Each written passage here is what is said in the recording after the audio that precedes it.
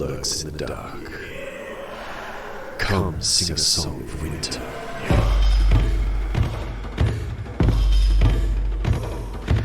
Rhyme of the Frost Maiden.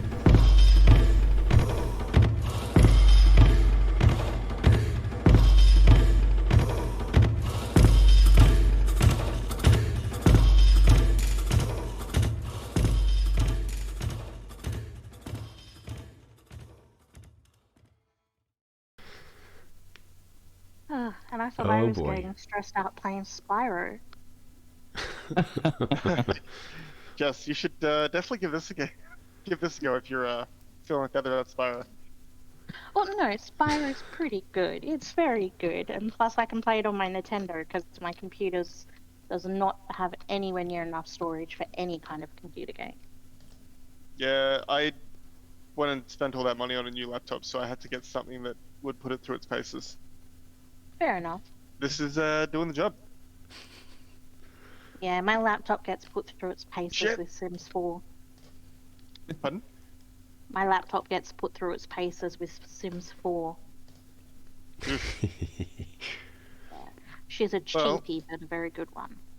I might finally be able to upgrade back to the 64-bit version of Excel, so that's exciting for me. Oh god, really?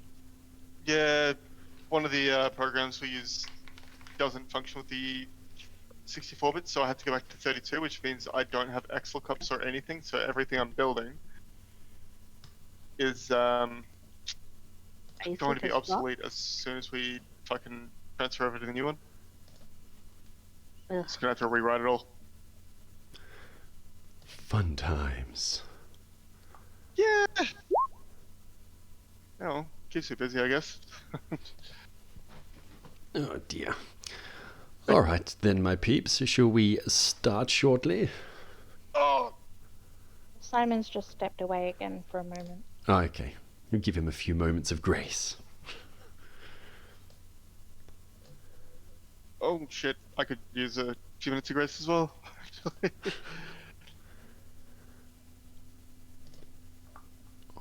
Alright.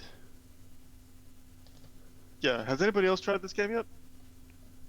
Nowhere near. Hmm. I think I've watched some of it on Twitch. I can't really play computer games anymore because of my hands. I tend to watch games. Fair enough. I watched it's a pretty cool one. Horizon Zero Dawn? That's the first one. There's a sequel that's come out. I Sequel's pretty remember cool. everyone getting really hyped for the first one, and then it was kind of disappointing, and then I just never Oh, this new one followed looks it up. cool. Looks pretty cool. Yeah, it looks very cool. Nice. Yeah, so I ended up watching somebody play it from start to end, but it was pretty cool. I quite enjoyed it. Nice. I'll have to give it a go. What are we Now that I've playing? got a computer that can handle it.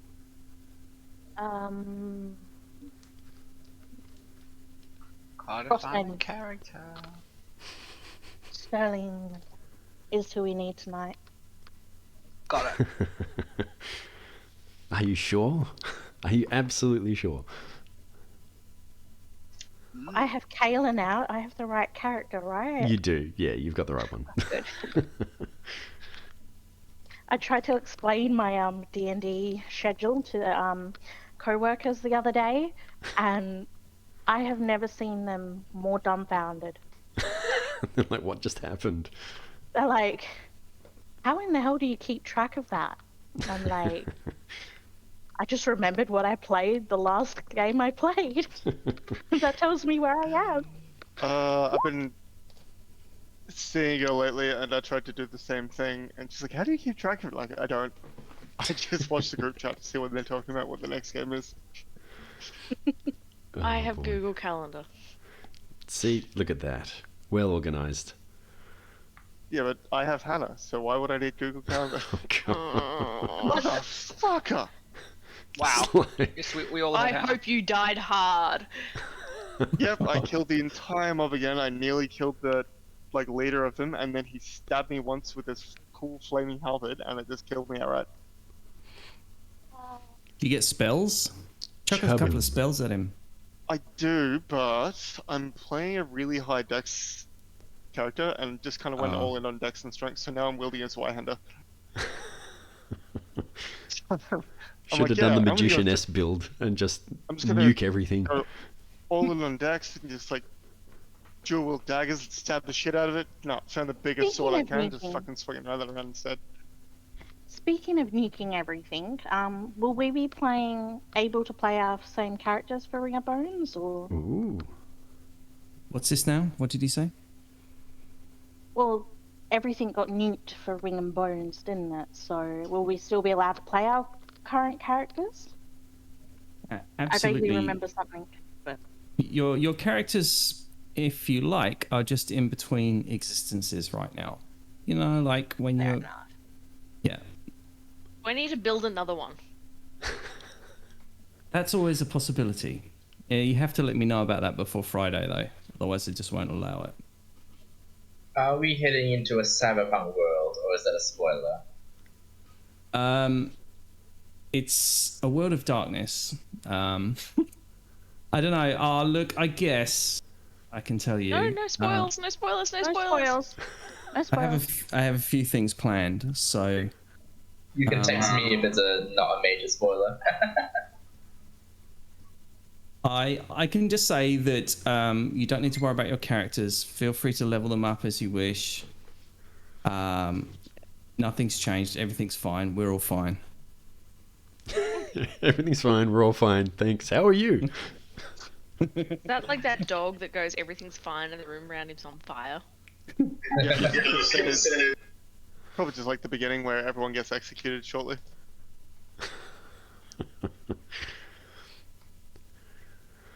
Yeah, that's it. I'm fine. This is fine. That's my favorite meme. It's very funny, yeah. It gets sent around in the work group chats at times, and whenever it pops up out of nowhere, if it's been a while, the entire office shuts down for like a good 5 minutes while people are Oh laughing. no. Oh dear. Because if that one comes out, we know something's gone wrong.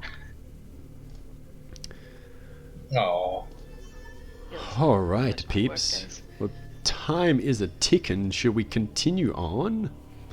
yes. All right.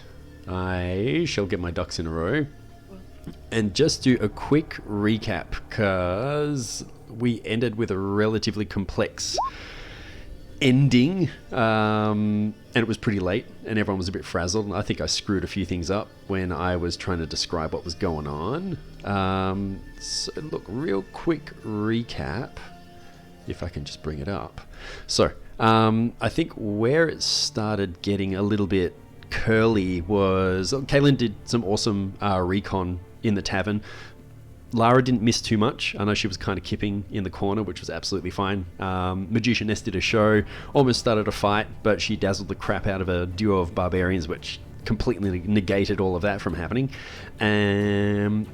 But what did happen was there was a couple of things. There was the lady behind the bar, Scramax, who's the guy that owns the place, as well as Loz, who is either his partner or wife. We're not too sure just yet.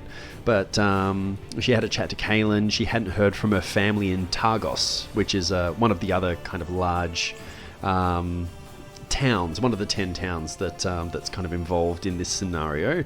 And there was a bit of back and forth with it's like a favor there. And we found out that there were 3 of the towns out of 10 towns that offer humanoid sacrifices to appease the Frost Maiden, which doesn't sit well with the group. Then met up with Hiln Trollsbane, a dwarven bounty hunter, and she's approached them. It was basically a job to do with some murders that have been going on. She seems pretty savvy at her job. She seems to be pretty good at as an investigator, and she kind of went through an entire scenario that throughout the 3 towns that offer sacrifices, there have been 3 murders in the last month, and she suspects that there is a shady merchant group known as Torgas, run by a rather rough dwarven lady by the name of Torga Icevein. Seemed like the two of them had a bit of history, but didn't go into that too much. And the person that she suspects of the murders is someone by the name of Sefek Caltro, which is one of Torga's kind of muscle, one of the guys that roams with her. And Hiln suggested taking Sefek alive for questioning, but she didn't seem to be too concerned about the idea of him being dead. But she seemed to want more information. There was a bit of a chat about Scramex talking about Torgas for goods. He hadn't seen her for a while, but deduced that she would probably be in the northwest, just kind of how he hasn't seen her for quite a while, because he deals with her and some of the stuff that she brings on through. And there was a bunch of questions that came off the back of this. So the group were talking about why the hell are these towns sacrificing people, which has been done at each new moon. And it seems like there's no appeasement, if according to Loz, what was going on. And the party was wondering, well, who makes the decision to do this? Is it a decision of the council of Icewind Dale, because they have a council between the 10 towns? We know that Duvessa Shane is the speaker for Bryn Shander, and she seems to be the one that especially Sterling thought, well, maybe she can explain or be killed to kind of stop this from happening. So before you guys bedded down, you spent some time taking a couple of clever measures to trigger any approaching intruders, putting broken glass under some mats. I think Lara might have set an alarm spell as well. So there are multiple things that have been put into place to make sure that you guys are safe. And also Scramax was told, don't let... it's a Shirley Jackson lottery situation. Scramax was told, look, don't let anyone up. Stop everyone. We'll come down when we're ready. Don't come up. And he agreed. He said, not a problem. So we ended with everyone settling into a warm bed, which is pretty nice after a bit of rough and tumble over the last little while. And the party takes a long rest. So that's kind of the summary, which is probably a good start. Are we ready to proceed? Born ready. I'm all in. Okay. All right. So we're on the map at the moment. Everyone's bedded down. Like Loz kind of said, she was very sorry that the rooms don't have enough beds to accommodate, but she's done an excellent job of basically fitting out a couple of the rugs, or rugs and kind of sleeping apparel and not quite swags, but beautiful duvets and pillows for 2 extra makeshift beds. And we've split into 2 groups. We've got the boys to the north and the girls to the south. It's a girls' slumber party to the south. There were definitely like pillow fights and stuff at the end of the night, which was... Calm down. I'm sorry to say, that's actually not something that happens. Okay, no. It's actually It does at wrong. mine. Yeah. They Doesn't do mind happen. too. They're just more violent than sexual. Yeah. No. Not sexy pillow fights, just like actual pillow fights. Actual pillow Black fights, eye real from ones. one before. Exactly. No, this ain't no Hollywood shit. It's I mean, come on. You I'm really sorry, think it's Matt. just going to be like feathers in my pillow? Swinging a sack of door hammers. Door hammers? Jesus. That's I horrible. was gonna say a pillowcase of batteries or like Oh. soap, but yeah, like door hammers, that works. Yeah, sure. Or just sack of Soap hammers. is actually more likely in this world, but anyways. Doors and hammers? Shit. That's to be honest, playing for real. I now want a door hammer for Carrot. I'm gonna It's call one it of a those search little warrant. things. Roll It's like 5d10 with your sack of door hammers. When you said door hammers, I'm like thinking of those little like old style door knockers where like they dangle and you bang on it. Oh, shit. That's even worse. Yeah. Sorry What's that to- clinking thing? I'm just going to a slumber party. Don't worry about me. Dude, that's a very reasonable assumption. I was just thinking like weird sledgehammers, but Normally, when a parent hears clinking when someone says slumber party, they think, shit, she's stealing the good booze. They don't think door hammers. No, they don't. Well, All right. specifically like where I drew Carrot's name from, there's a scene in that book where he's like, get the sledge. Oh, sorry, he's like, get the surge for it. He's like, you mean sledgehammer? Like, yeah, that's what I said. So that's the one. All right. So look, I'll speed us along. So as we get into tonight's episode, as the party awakens, there is an odd air about the kind of rooms when you wake up. Nothing appears to have been disturbed. You can hear the soft murmur of voices coming from downstairs.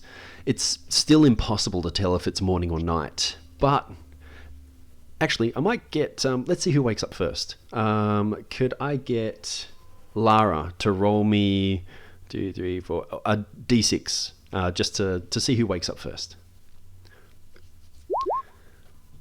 Carrot wakes up first. Sweet. No God. That's always a good thing. All right. So, as Carrot starts waking first, you notice a wave of disorientation washes over as you begin to rise. First off, Carrot, can I get you to make me a wisdom saving throw? DC's 12.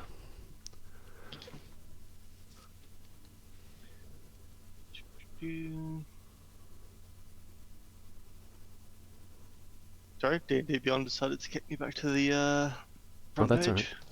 While it's doing that, I'm just going to transition us over to the next map. So specifically a wisdom save, not a wisdom check. No, wisdom saving throw. Ah, sweet, I got a +7 to that. Yeah, Let's watch me fuck it up. Oh no, 18. that's good. You pass. Nicely done. You'd wake up, that disorientation. Oh, I swapped the two of them around. That's fine. Much of a muchness. As you awake, that wave of disorientation washes over, but it doesn't take hold. Things do not feel right. The color in the room seems to have leached out somehow, and the lamplight in the rooms, it gives off more of a blue hue, which is a little bit odd, but I'm going to leave it to you, Carrot. What would you like to do next? As far as you can tell, Sterling's still asleep. Okay, so I can tell that things aren't right, but I'm aware that they're not right. It's not. That's messing right. up. Yeah. You've managed to resist a weird sensation when you've woken up, which is good. But yeah, things definitely don't look right. Does it feel like something I'd be able to assist? Like, if I wake somebody else up, am I able to, like, help them with that? Or is this, like, a magical... Hard to effect? tell. You could try to help them. How could you imagine trying to help them by waking Sterling up? Specifically just by letting me know, like, hey, shit's real weird. Like, What is weird? be aware that something's going on. It's going to mess with your, it's going to mess with your senses. Do you wake Sterling up? Yes. Okay, as soon as you prod Sterling and you kind of like, hey, just be really cool. Something feels really weird. Can I get Sterling to make a wisdom saving throw for me? That is not my good stat. Uh-oh. Yeah, that's why I was hoping I could help you with it somehow. Wow. Okay, I'm going to this use is- Indomitable. Okay, go for it. Much better. It still doesn't hit the 12. Can you just give me 1d6 real quick?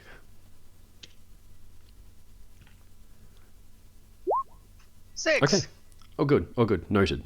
Okay, so the two of you are now awake, and Sterling has got this same sensation, but it's hit him a little bit more. It feels stressful. It's literally like Sterling can feel. It's almost like PSTD starting to kick in. It feels like the walls are starting to kind of breathe in. They're starting to kind of build in on him, but it reflexively kind of comes back and just settles. But just a Okay. little bit of stress. Well, I can tell one we're not in the same place because that's not the bed that I woke up in. That's not the bed I went to sleep in. What the hell, Carrot? What did you do last night? You realise we went to bed in the opposite I beds, do, right? I do. As soon as I pulled it over, pulled the map over, I was like, nope, I had them in separate beds. This is going to be weird. Hey, at least, we At didn't least they're wake up not in the same bed. not in the same bed. It's like Sterling's the small spoon. Even Carrot's a bit confused. Someone likes a good little spoon. We're gonna have to. Whoa! Like he gets up and he's just like he's holding his head and it's like, oh, it's like the caffeine hasn't kicked in yet. Look, we're gonna have to go check on the others. Yeah, just be careful because I did put broken glass on the ground in front of all of the doors. That's very true. All right, so what would you guys like to do next? As far as you can tell, you probably can't even see the other room from your point of view at the moment, but you do remember them being in the room next to you. Oh, I'm gonna pick up my weapons and try Okay. to, go to the door, kick at the, brush the glass aside, and then get ready. Look at Carrot and look like, okay, we ready? I'm gonna take the lead since Sterling's a little bit under the weather. Okay. Sure. No worries. Now, let me know, how do you want to do this? Are we going kick down the door and super alert, or are we going to be a bit more sneaky about it? Just gonna open it normally. Okay.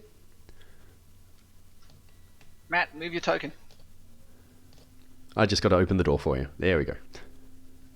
Are you making yourself known as you're opening the door? Oh, that's I'm just, they've opened their door I'm yet. not fucking Emperor's New Grooving this as I walk through it.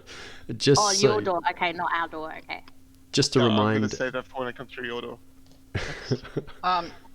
Sterling's gonna go over here and look outside. Does it look like we're still in the same place? Awesome. So as you brush the drapes aside and look out, all you see is darkness, but it's like the darkness is point blank and it's just kind of rippling in front of you. So it seems close. It definitely doesn't look the same as the last time when you looked out and you could see, it's like the streets of Bryn Shander. It looks like it's just like a matte black point blank veil of darkness that's right in front of your face, or right in front of the window. Carrot, the building doesn't have any, it's so black outside you can't actually see anything. It's like the building's not in the same place we left it. Did you say we could hear voices though murmuring downstairs? Yeah, it's roll me perception if you want to try figure that out a I'm little gonna bit more. cast- gonna quickly cast guidance on Sterling. Okay. Wow. It's Fuck's just not my sake. damn. With a +5, I still get 7. Isn't that great? Damn. Okay. You can't. 9. It's a 9. You can't tell a heck of a lot. I would say from this point of view, it's actually, they're both of you kind of listening in. From what you can tell, it sounds like, it doesn't sound like the crowd that you were used to previously. It doesn't sound so rough and raucous. It sounds a little bit more, want of a better word, dignified. You can hear kind of laughter and the occasional kind of clink of glassware. Doesn't sound like our crew at all. It doesn't sound Okay, like your look, group. obviously something weird's happening downstairs. Let's just get the girls and see what's going on. Nice. Right, Just to I'm gonna remind you, they were cast- just kind of around the corner. Cool. I'm gonna cast guidance on Sterling again, just to keep that going on. I like that Feels like Sterling we, appears to be very cautious in the approach as well. Am I at the door now? Are you knocking? Yeah. And How do are you... you? I will clear the glass away, and now I will Emperor's New Groove it and just boot the door in. Can I? Immediately followed make- up by like. Hold on. Can I please make a dagger attack? I'm gonna say, for those who want to react, Surprised. can I get you to make... Oh, geez, what should I make it? I think it'll remain like a wisdom check. I'm going to say DC 12, because it's not going to be too hard to hear Carrot coming in. If you roll past the 12, then look, you absolutely pick up and you can make your reaction. Check, like check or save. I would say check in this case. I have no idea if that's rolling.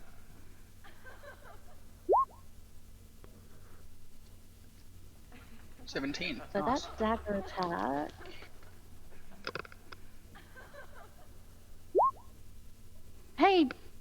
Carrot, does a 25 hit? I'm gonna say yeah. Fuck, I put an AC at 22, so it actually does. So, 7. Why do you crit on a 19? Why do I crit on a 19? Hold on, that's an old one. Oh, because it thinks you've got Hexblade's Curse, that's why. It's not a crit, it's just a regular hit. We'll If you call had it a Hexblade's 5. Curse, if you had Hexblade's Curse, it would be a crit. I do have Hexblade's Curse. No, but you haven't cast it on him, though. Oh, that's right, yeah. So it's only 5 damage. None of the other stuff either, because... Actually, I don't think... Would sneak attack count in this factor? I would say not in this case. This is No. just a little bit of flavour. But also, as soon as Yeah. Kaylin kind of bolts up out of bed and flings the dagger straight into Carrot, as he kind of takes the brunt of the hit, I'm going to get Kaylin now to make the wisdom saving throw. Actually, I'll get the Magicianess, Weiss, and Lara for expediency. Everyone kind of waking up now. All of you making the wisdom saving throw. DC's 12. Given Sorry, that I just a have a- reminder.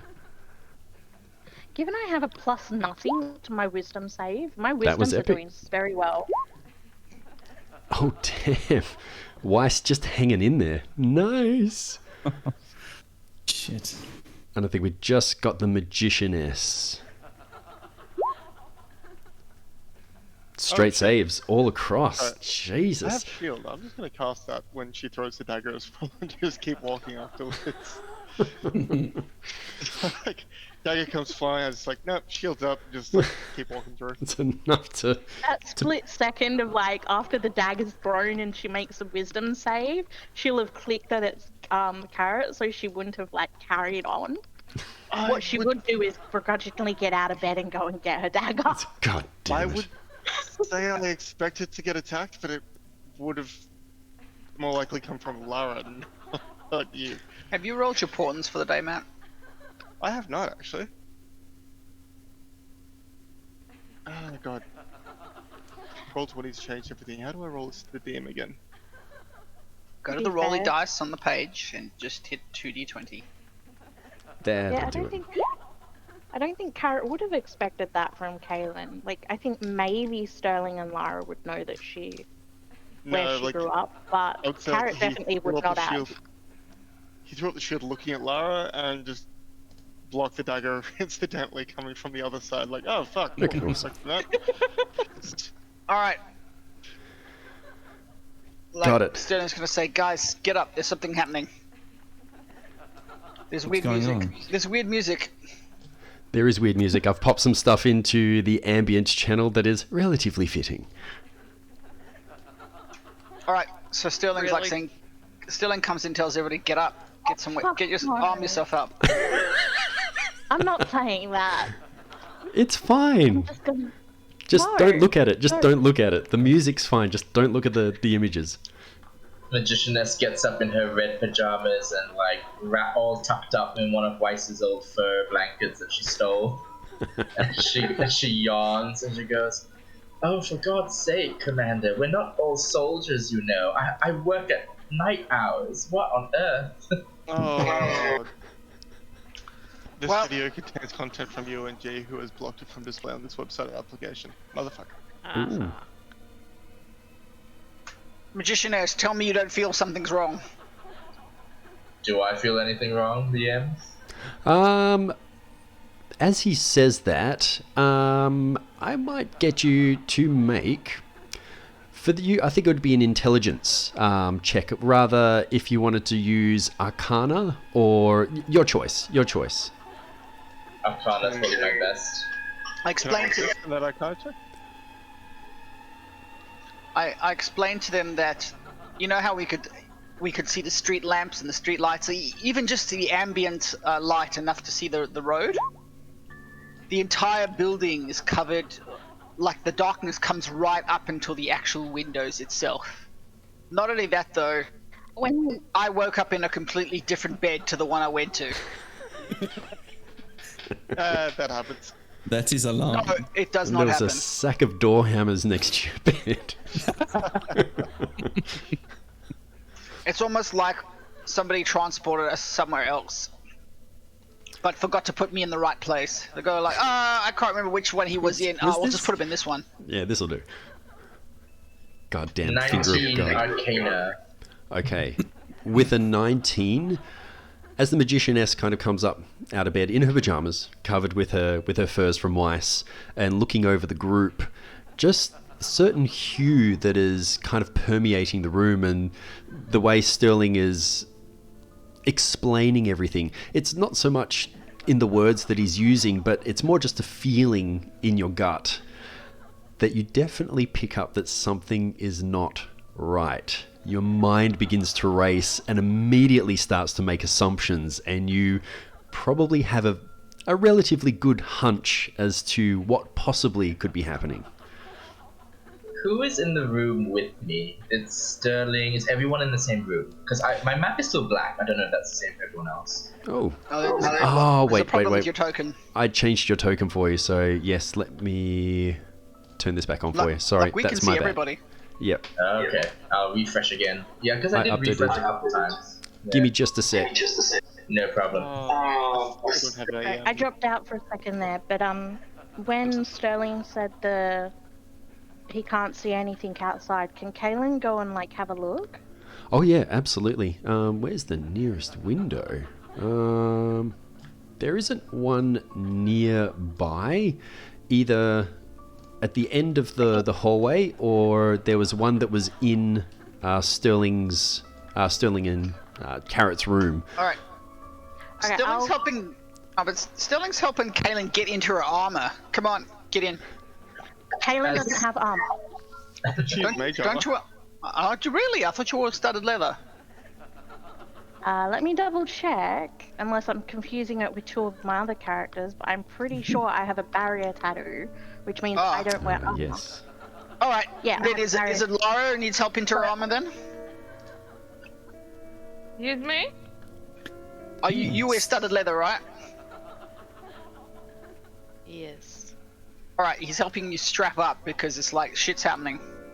As after Sterling's explanation, the way he explains it, and Magicianess's like instinct, like arcane instinct kicks in.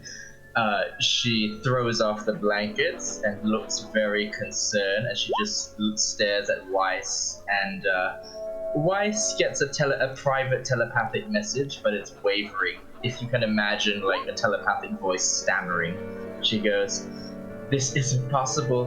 We're here."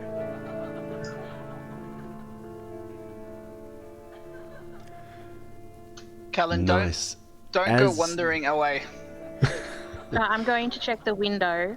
Kaylin, that's one of the first things Kaylin would have done, but she would be having her Eldritch Blast up, so that if anything, she'd hit a make attack, so she's being careful. All right. So I as just have to do this way to be able to Kaylin's see coming. where I'm going. That's right. So it's just at the end of the hallway here. So just let me know. Are you dashing quickly to have a look out, or are you being a little bit more cautious to take a I'd stealthy be- approach? I'd be doing it like I'd be going as fast as I can, as carefully as I can. Okay. Necessarily. Sure. Give me a stealth check. Single roll.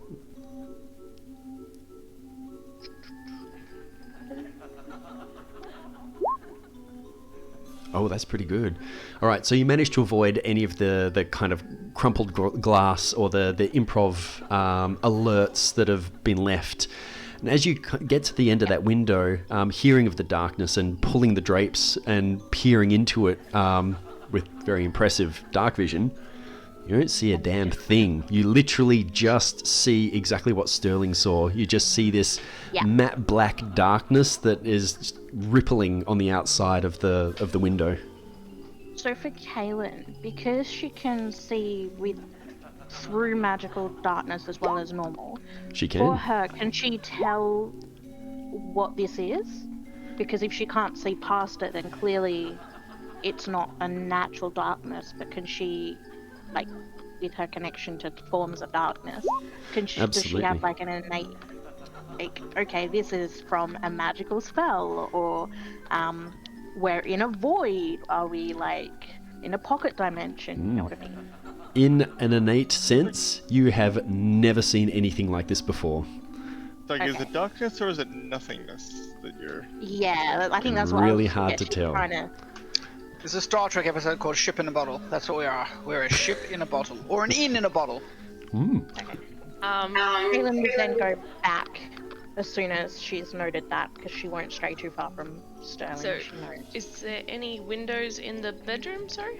There are Not in not. our It's one. just the one that's that was kind of at the end of that little corridor. Okay.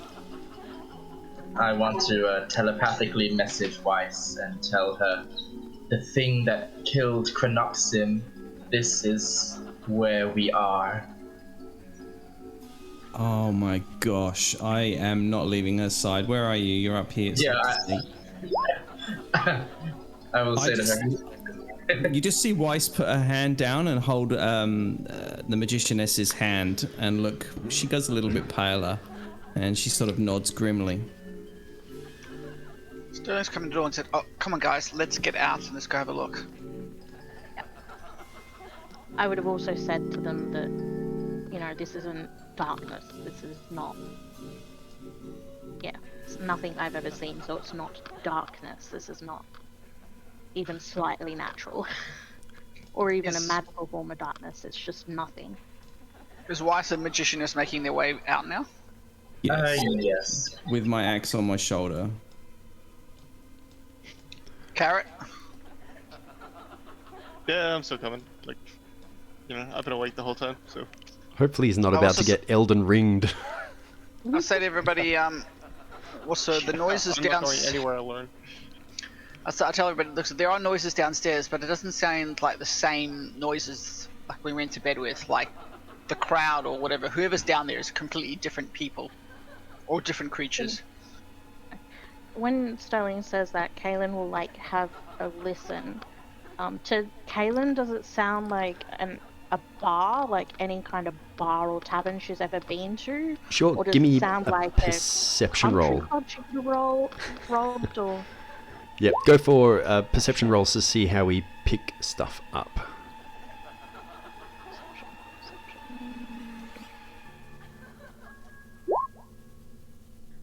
Good roll. Pretty well. You are rolling well. So as Kaylin began, she kind of takes point and she starts taking note, kind of turning her head ever so slightly to pick up on the noise that's coming from downstairs.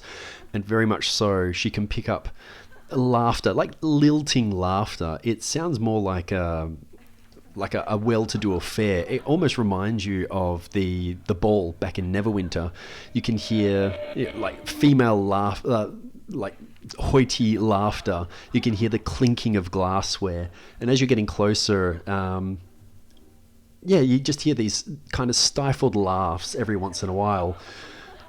So as you're walking forward ever so slightly, you also note that the floorboards do not creak underfoot. Completely and utterly silent. Actually, with that perception roll, you also hear a voice saying, "I see you and raise you another 200. Straight flush. All right, hit me. Oh, that's too bad. Another round?" And you hear the clink of coin. Oh, gambling. Okay, that's not where my brain went. Can Kaylin? She'll kind of relay that to the party, but noting there not being any creaking, that seems weird for her. Can she like look around the actual hallway at the furniture and everything? Mm-hmm. Does it still seem old, or does it all It's- seem kind of like brand new, or is it completely different furniture? No, it's the same furniture. It looks relatively old, but it was in the same state that it was when you first came up. It just seems that everything is a lot more drab. The color of the drapes is faded. The color of the wood is even kind of more stone than it seems wood. Still feels like wood, but just looks very drawn. Looks like the color's been leached out of everything.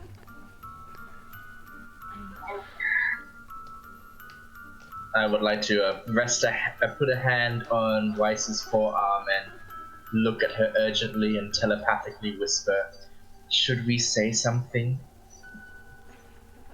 She nods. These people can be trusted, and we are in above our head at the stage. Magicianess will sigh deeply and then finally, in a small, scared voice, which you've never really heard her in before because she's always been confident, a larger than life, stage performer-esque type, but she finally just sounds like a little bit scared and defeated, and she says, "Sterling, wait, there's something you need to know." He was just about to put his foot onto the step below, and he pulls back. Actually, just as he's about to step as well, there's like a blue haziness that's just kind of beyond the reach of the light sources. And right at the top of the stairs, as he looks down, you can see an odd object that is just hanging in the air. It's a single playing card just lazily kind of spinning on its axis, suspended in midair. Looking at it, it's a two of diamonds, which is just hovering like it's completely devoid of gravity. But then the Magicianess catches your attention before you go ahead. So it's like he was about to lean for, like his hand's about to go and grab it, and then he stops. Mm-hmm. You know what's going on? No, not completely, but the answer to what is going on is why I came to this forsaken place. In the first instance, I've come up north looking for magic and for answers. What we're dealing with is a place that is unreal, and it's, I think, a home, a lair, but also a prison for whatever is inside my chest, and from which my family has spent generations drawing our arcane power from. It has been haunting our dreams since birth, and it has already taken away my father and brother and grandfather, and I am the last one left. It shouldn't have been able to do this. It is strongest on the full moon, and I try not to sleep on those nights, but over the years we have noticed it becoming stronger. My brother tried to do something, and I have since lost contact with him. This was 2 years ago. I cannot explain why we are in it, but there it is. So there's some entity that you carry around with you in a chest. Yes, it is trapped here. We call this place the Manse. It draws people here. Sorry, you were saying? It sounds like there's several entities downstairs. Or is there one in particular that we need to be worried about? Can it be killed? Does it bleed? I don't know the answer to that, Sterling. All I know is this. Whatever power you have seen me use, it's me cracking open a door inside. And this is the thing on the other side of that door, and we're in its house now. Oh, Okay, well, there's nothing we can do about. There's no repercussions for you that we can deal with now. We have to deal with what we've got. So, is what we're going to go downstairs to going to be friendly, or is it going to try? Is it going to treat us as like a cat, like a wee little nice to it? Over the years, we have found that it is not. You might be right. It perhaps is cat-like. Not totally rational, but certainly capable of evil. Alright. And I look back down the hallway. Is the playing card still there? It is. It's just hovering there, still lazily turning on its axis. It's the same being that smeared Archmage Panoxim across the walls of his suite. Take that for what you will. Stilling goes, what? The Archmage is dead? Yes, and this was just why I had to flee the city on the morning. It was not intentional. He tried to imprison me and seize the chest, and well, it did not end well. Okay, I guess we can deal with that again later. Let's deal with what we got. There's a playing card that's in the air. Does that mean anything to you? Does it mean anything to me, DM, in terms of like tarot or anything? Not at the moment. It looks like a very generic playing card. It doesn't kind of strike any sort of semblance. A two of diamonds, you know, you're used to playing cards. It doesn't strike anything of particular importance for you. All right, so let's go downstairs and see who our host is. So Sterling will start making his way downstairs first, but he's looking to make sure everybody's ready to go. Nice. Are you avoiding the Sorry, card, is the or are in the you... way, or- It is. It's kind of like hanging at about head height. So look, it could be ducked under, it could be touched, it could be interacted with. Unless anybody says otherwise, I'm going to touch it. So I look to everybody in, and then I start moving my head forward, looking to see whether or not they have an issue with it. Well, I was gonna say, like, I can grab it if you want. Weiss Seems just more shrugs like and a says, welcome. "Well, it could be an alarm spell or something like that." Yeah, they don't sound very alarmed downstairs, and they left us in bed instead of jail, so they don't seem malicious.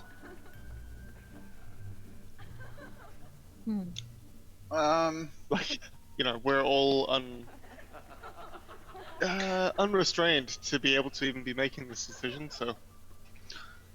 Sterling says, listen, I'm going to grab the card in case it's some sort of trap. I can usually take a little more beating than other people, so we'll have a look. Excellent. So as Sterling reaches I'll on grab out Sterling before he does it. and grabs hold of the card, just as it's spinning, as his fingers close around it, it just poofs in a little blue cloud of smoke. When you see it go into its little cloud, it reminds you of some of the things that the magicianess has used in the past as lovely little kind of effects for some of her shows. Somebody's trying to amuse themselves. Alright guys, let's go. So he heads downstairs, not knowing where the stairs is. Awesome, I shall help you out. Okay, so let me know what our order of going downstairs is going to be. So we've got Sterling at the 4. I don't mind going next. Excellent. Do Kaylin and I bring up the rear as the squishies, maybe? Yeah, that's okay. Yeah, I'll follow Weiss. My bow is now apparated. Nice. So Oh, Kaylin very- taking a but like, moment to... Oh, but I've got it slightly in my hidden? hand, but my hand. Yeah, so I've got it in my hand, but my hand is under my cloak. Gotcha. So just kind of a little sleight of hand and just the bow apparating. All right. Let me bring Sterling. And as Sterling's coming down, are you going to be slightly stealthy or be a little bit more laissez-faire about going forward? Nah, stealthy. Okay. Roll with advantage. Now that your footfalls seem to be falling silently, everyone has advantage on stealth. Nice. And I shall bring everyone over here. I'll just curl it around a bit. Sorry, I'm just going to pop Kaylin up on here. It's snaking around a little bit. Oh, Jesus. Okay, yeah, good rolls all around. All right, with... Oh, that's bad. Oh, damn. Okay. Ugh. Sorry, was everyone rolling still? Yeah, go for it. Everyone's got advantage. Do I get double advantage then because I already have You advantage? would, yeah, it's true. You would, in theory, get the super advantage and roll 3. Not that you'd need it. Well, I mean, just out of curiosity. Just, yeah, it's there. No, Carrot. Carrot has advantage, so he can. He does have Carrot's wearing advantage. plate. That is with advantage. That's with advantage. Damn it. But with the, I would say with the general, with the general average, everyone comes down and manages to before Carrot accidentally smacks into like a lantern coming down the stairs. Like He knocks the lone vase over that's in the. it's like there was one vase. To doing that, if it's like everyone else is really quiet, just. Oh fuck! Sorry. My bad. It's less that Kaylin's not being quiet, it's she's more like, oh, I'm at the back, so if anything happens, it's them, so, you know, I'm not going to be that stealthy. But look, it's enough to keep pretty tight. Everyone being able to help each other out, and it averages out nicely. No one kind of sets off anything untoward or anything overly noisy. So as Sterling's coming down the stairs or creeping down, again, the floorboards making no sound whatsoever, you do note that there are small odd details that are out of place. You can see that there's a table in front of you that has a spilled pint, and the liquid, instead of it being the usual kind of amber, is more pale and grey, and as the liquid trickles off the table, it starts to dribble upwards, pooling up on the roof. How would you like to proceed? From where I am, can I see anybody around? Can you see this far? Yes. Okay. You can make out the shape of a figure that seems to be sitting at a table. Does the figure have the features, or can I not see its features? I'd say roll perception for me. Let's see what we can see. Oh, fucking hell, again. Damn, the rolls are not looking good. It's hard to make out. It's humanoid. It's definitely humanoid in shape, but it's hard to make out its features at this distance. Even the way that the bluish light seems to be playing across everything, and they're a little bit behind a pillar as well, so just hard to tell out the features. Alright, Wayne. Sterling says to the group, I'm going to go out there, fully seen, and you guys just stay hidden, and if something untoward happens, shoot it. So, can I see the bar from here? Where is the bar? Almost. If I can remember where the bar is, where is it? Yeah, absolutely. So you'd remember that the bar kind of starts at this point, and the corner's kind of there. From that angle, you can't quite see behind the bar, but it's close. It's close. Okay, so this will be stupid. So Sterling walks up to here, plain as day, but has his hand crossbow out. Nice. Is there a... he pays no attention to, like, the creatures there. Like he looks at it like out the corner of his eye, but he doesn't actually, like, look at them direct. And is there, like, something on the bar, like a drink, or is there anything there? Nice. So as Sterling steps forward off the stairs, as soon as you step onto the floor, you hear like a striking sound of a discordant piano stab through the air from underfoot. It's like when a cat steps across a tavern piano, and every step seems to kind of have this faint discordant sound behind it. And you can hear just this murmur of light applause, like little golf claps, comes from it sounds like it's coming from the patrons deeper in the tavern, but you can't see anyone clapping. As you're walking, nothing reacts. Everyone, or all the creatures that you can see, are sitting motionless within each of their chairs around the tavern, or what was the tavern. Those tokens are horrifying, Cam. What the hell? Oh, just in case anyone didn't want to sleep tonight. Is there are there no cups on the bar or anything like that? There's no bar person? There are none. No bar person at the moment.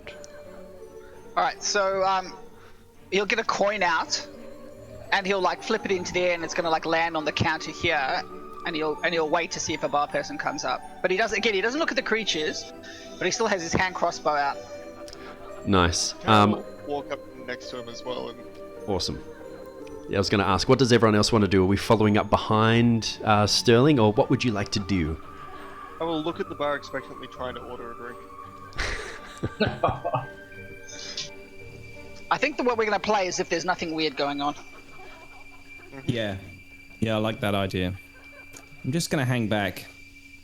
Can I go back to my chair that I was sitting in? You can walk forward and, yeah, see if you can take that seat.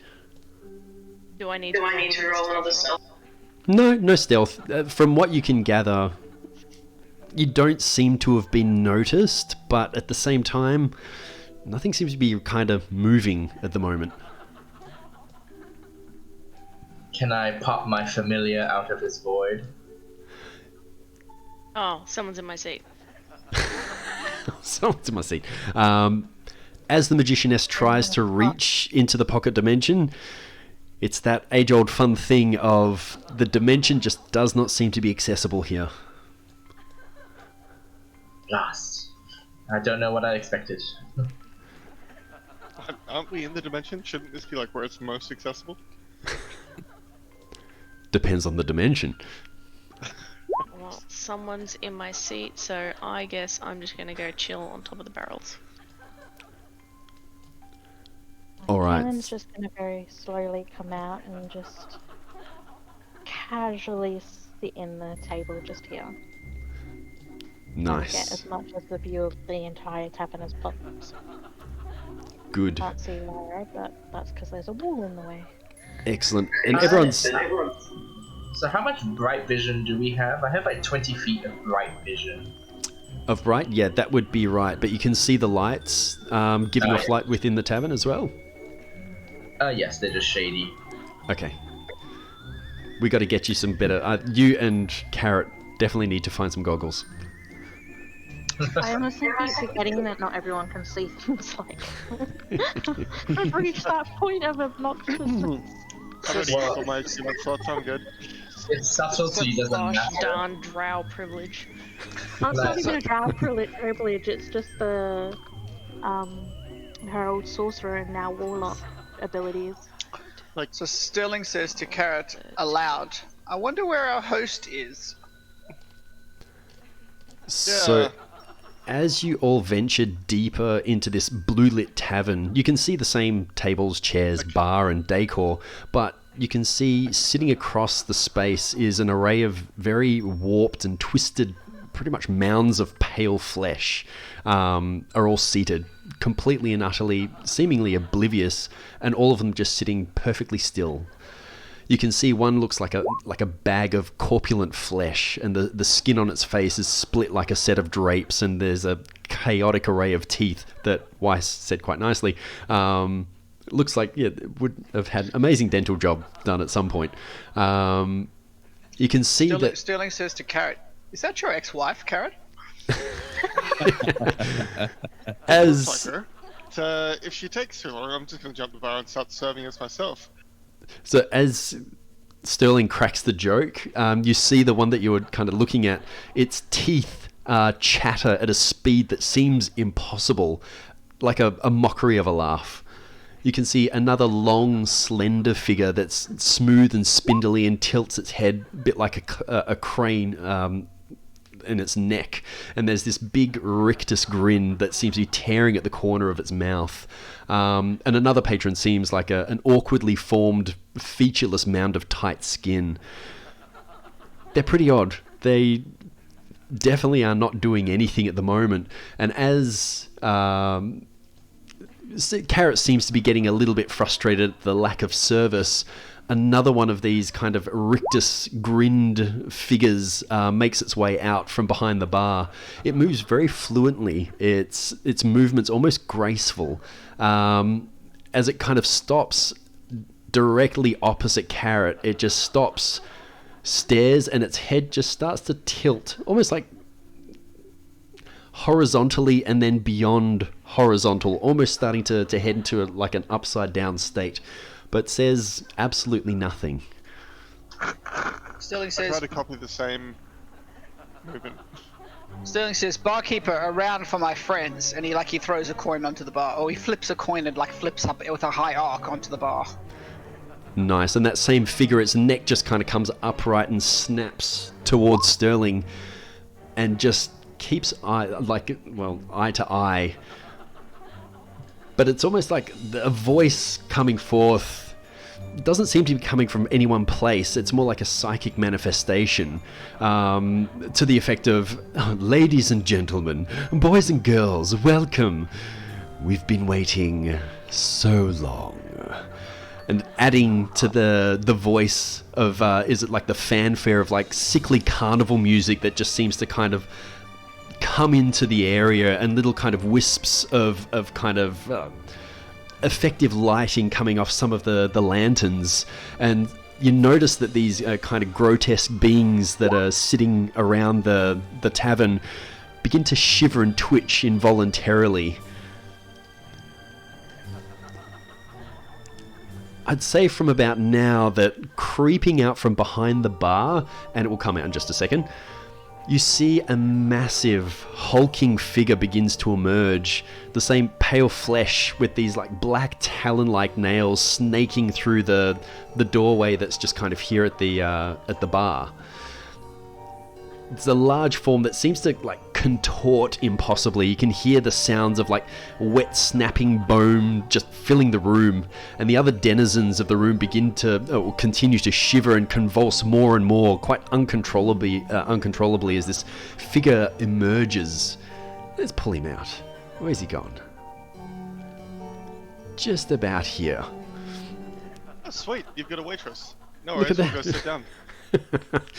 So you see a very broad-horned head twists and weaves out the door. At first, kind of like the barmaid, in inverted commas, almost like it upside down and dangling limply, and then snaking upright, and its maniacal tainted smile and white blank eyes regarding the group.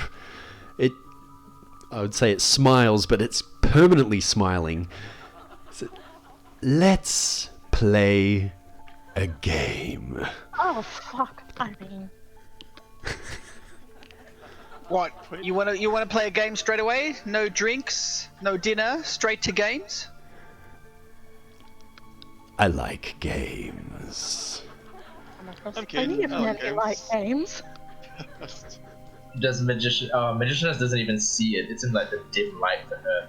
If I cast the light cantrip, I get 20 feet bright light, 20 feet dim light. Does that help me at all? Sure, I'll help you out. Let's Oh, brilliant. go. Light it up. Okay, well, this is a You table. don't want to see it, Magicianess. You Wait. really don't. Yeah. Oh, this is not one of our party. I won't go sit with them. Yeah, I'm over in the other corner, on the other corner of the bar. Like, we're over Okay. there. Yeah. I'll Does- gesture the big guy over. I'm like, all right, let's go join these guys here then. Do any repressed childhood memories come out at the sight of this thing, DM? Ooh, I'm gonna go ahead and give you a history roll. DC will be 12. It's not hard. Come on, big money, big money.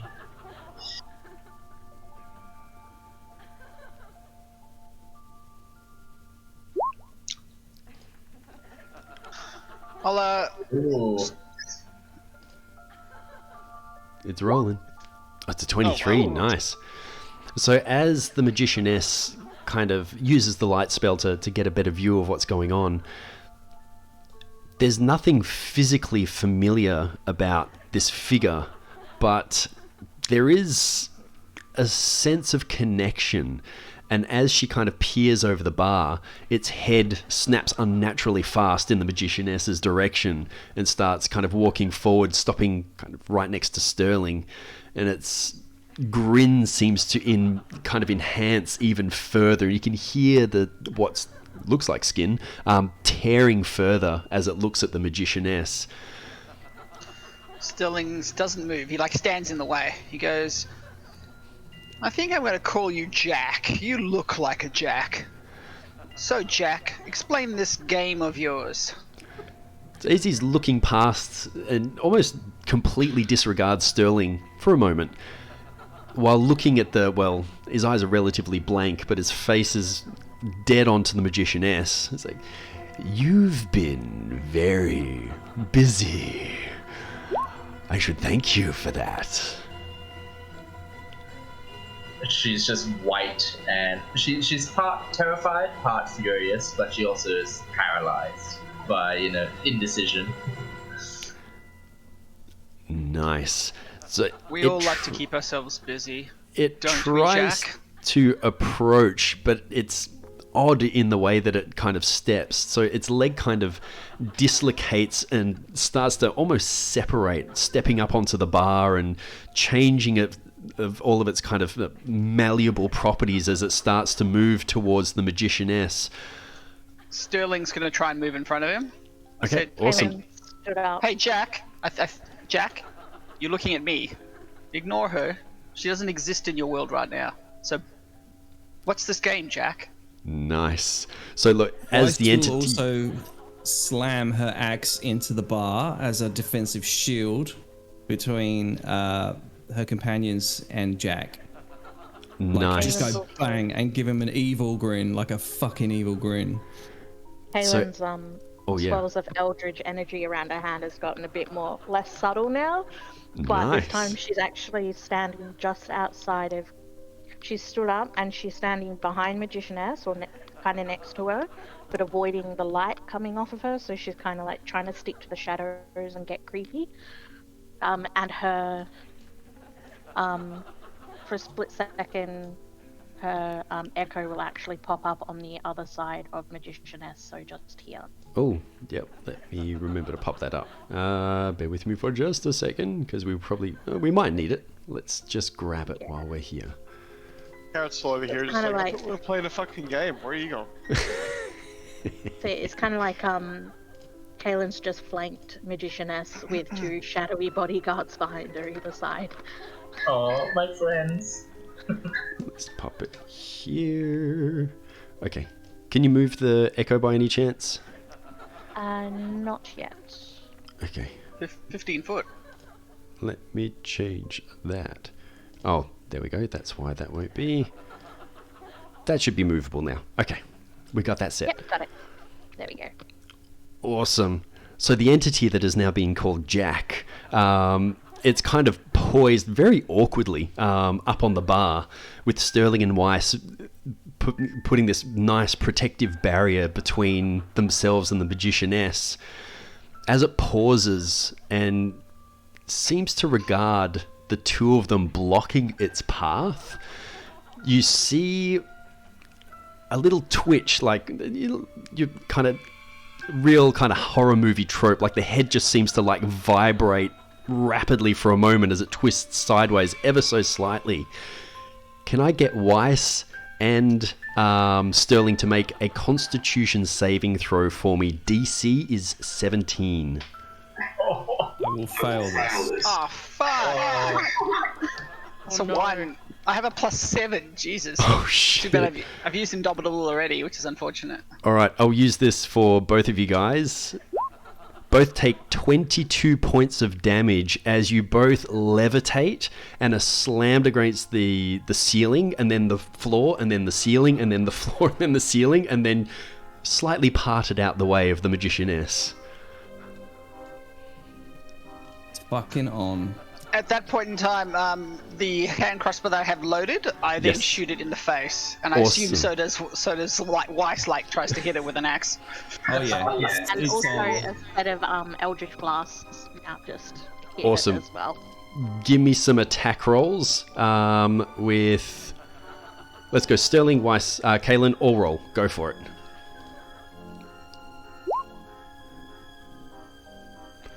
Oh yeah, 28 hits. Actually, 11 would miss. I haven't It's taken. two-handed. I'm going to take 5 off the attack roll. I just haven't. Oh no, here it is. Okay, Oh, gotcha. what was it? Fuck. Also, so for me, it's not showing. So it's got 16, but it's not showing my. It's not showing my Um, damage. Okay. Okay, I can pop that. What's Seven. the sneak attack? Sorry, but 16 plus. What's my sneak attack? Because I've got people there, so I think I'm still only at 1d6. Nice. Well, look, I'll keep it brief. I'll keep it moving. All of the attacks, they connect. It's like it's not even trying to get out of the way. The bolts bed into its flesh that Sterling fires off. The axe kind of cleaves into the side of its body with a duo of really massive swings, and Kalen kind of reaching out and smashing into it with an Eldritch Blast or an Eldritch Arrow also hits. But this thing does not flinch. Literally, you can see its flesh just kind of close around the bolts and push them back out. Same with the axe, just kind of pushing the axe out with its kind of own flesh. It seems completely unaffected.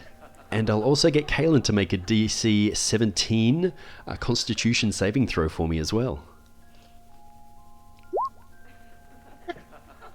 Oh yeah. I will just add Also, that I Weiss just is rolled going to for the usher them. long rest. Sorry. Oh, sorry, I was It's just going to say Maiden Favor took death today. Okay, awesome. So you just take half of 20. So she only takes 10 points of bludgeoning damage as she kind of gets picked up, slammed against the wall behind her, and then just lands back in the chair. Wow, very nice. Halving She's made damage a there. tough stuff. That was just by passing the save, that's all. Still standing in front of him. Nice. Like I'll move and I'll go. Come on, Jack. We're still talking here. I will walk over as well since he's just given up on our game apparently. Nice. So at Going to this cast point... this on him. Oh, cool. How best to hurt it. Okay, awesome. As you reach out with Hunter's Sense, it is freaking baffling. From what you can discern, you get nothing back on how the hell to hurt this thing. I would say that you're able to capture, because this is divination magic, you can feel that it is intrinsically linked to all of this. Everything that's going on, the tavern, whatever this little pocket dimension is, this thing is the nexus of it. And it's, I would say, gives you an insight of this thing is horrifically connected to everything that's going on around here. I whisper that back to the magicianess, and maybe loud enough so people close by can hear, like Sterling and Kalen, and say, "This, whatever this entity is, it's key. It's the core of this whole illusion." And if we're not in initiative, I'm just gonna try and heal myself with one of my Go for it. points as well. Go for it. But you carry on because I've got to find it. Nice. So it's this point that the entity that is now known as Jack kind of looks, and its head begins to kind of turn backwards towards Carrot as well, and then comes back forward. I guess it's game time. With that, his hands kind of reach out in front of him and clap together twice. And it's this point that same kind of telekinetic energy picks up each one of the players and ferries them to one of the kind of vacant chairs opposite some of the denizens in the room. I'm going to say Lara gets whisked into the chair that's opposite where she was sitting before. Let's say Sterling will get pulled over next to this rather charming, grinning thing. Carrot can go next to this guy. Let's pop. I already sat down with this guy before, so Why not? Weiss gets whipped over to the other side of the room and plonked into a chair in front of something that looks like a face that looks like fleshy drapes, which is not nice. is it Kalen, still quite dark in here? Or I thought Magician actually used light. there should be a little bit of light floating around. I can see her to just past Lara, and I can. Sterling's on the edge of my Yeah, actual vision. you've not got a Should have lot of 6 night vision. You should have 6 squares though, shouldn't you?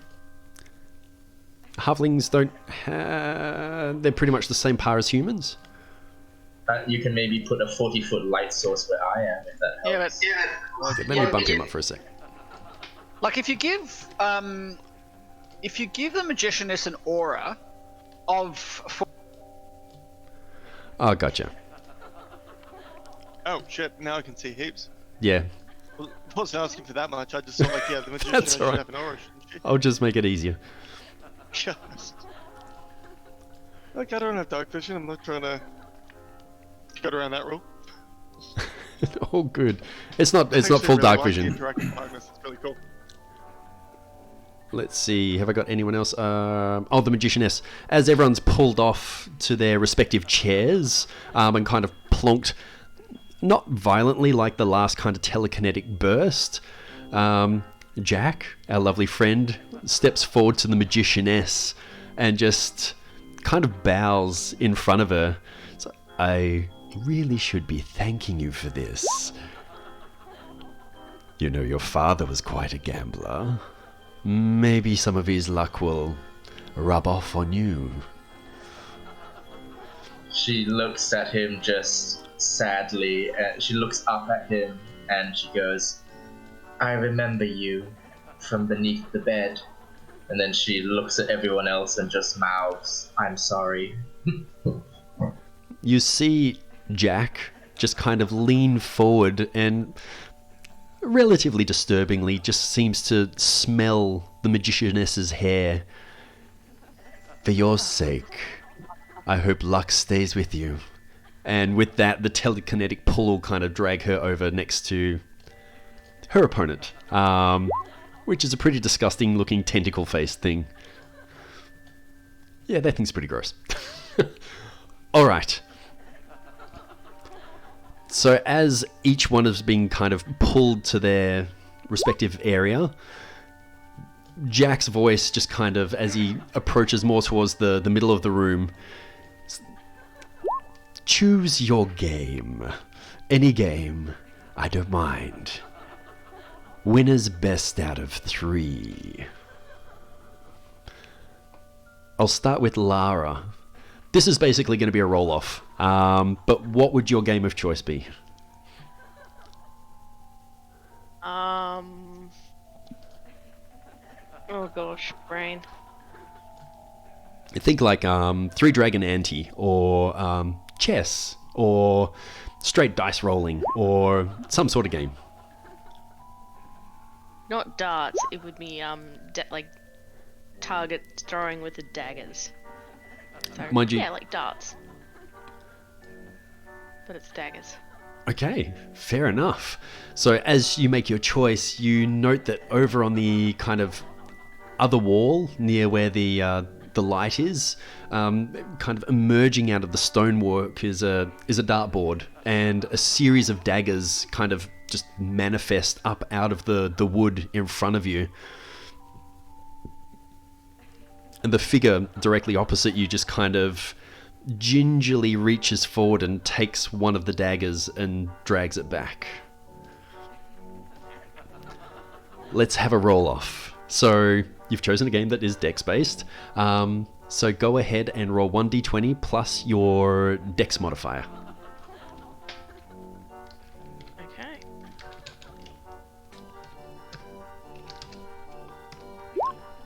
Oh no.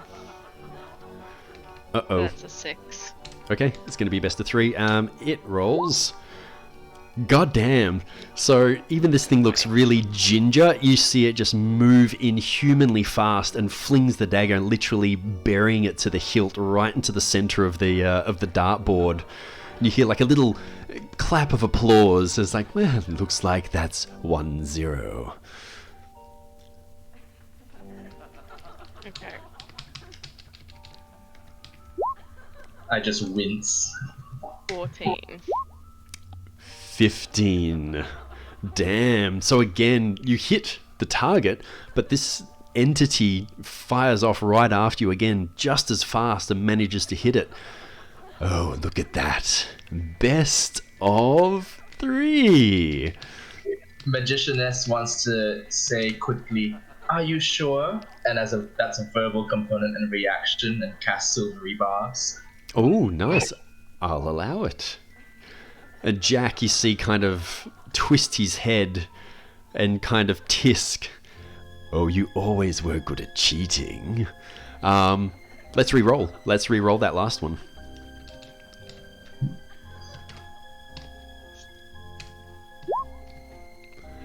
Oh no. Wow. And you thought you were rolling back. And that's a 17. So it managed to kind of follow up and rams that final dagger in. Six. Even if I fail to defeat his roll with Sylvie Barbs, I transfer some luck to Lara so she gets advantage. I'll go advantage for the next one. It's just 6 points of damage over to Lara. But what you do note is one of Lara's hands begins to kind of, not quite shrivel, but the fingers begin to slightly merge together. And you notice that the figure across the table from you, its fingers seem to emerge back out of whatever malformed state it was.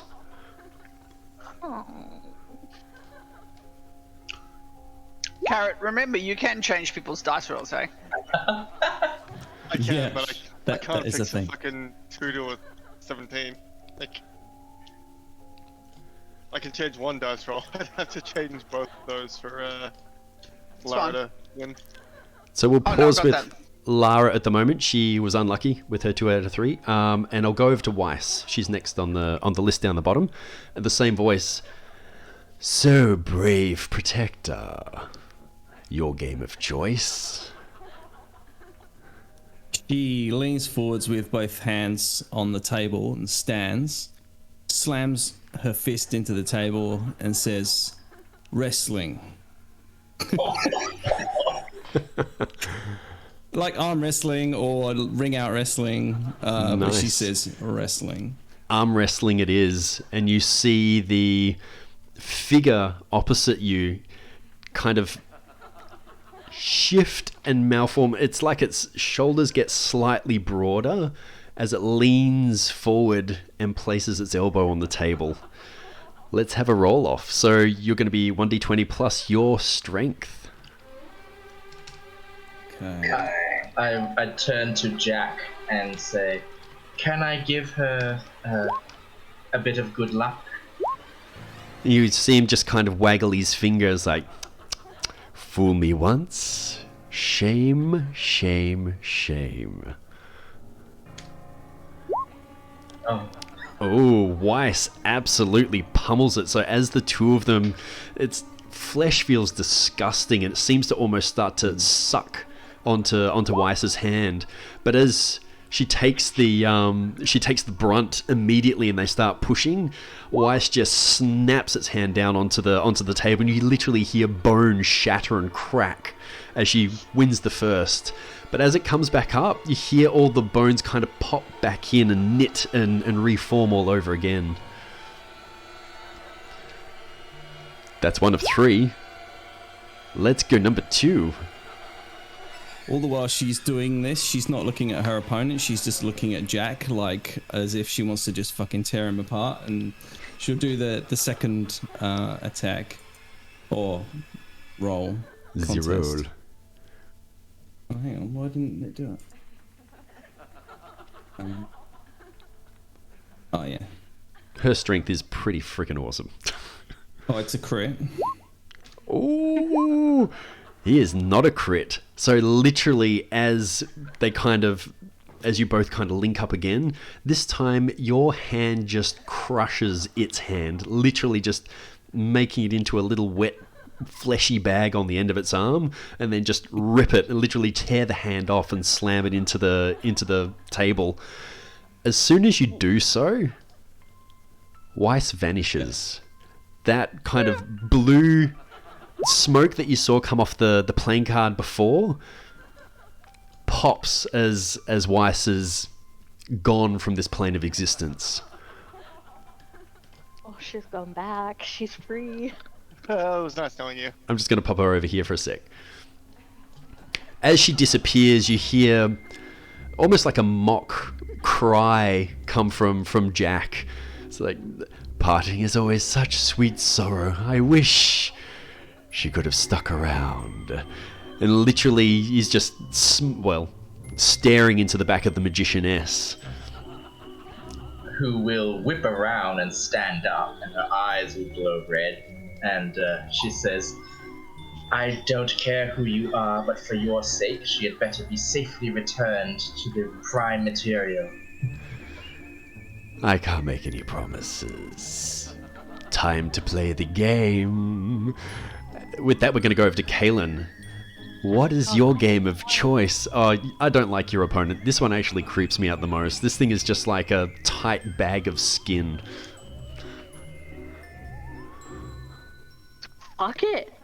Charades it is. Charades, Jesus Christ. Don't do that. It's got to be a two-player game that you're directly kind of versing the opponent over from you.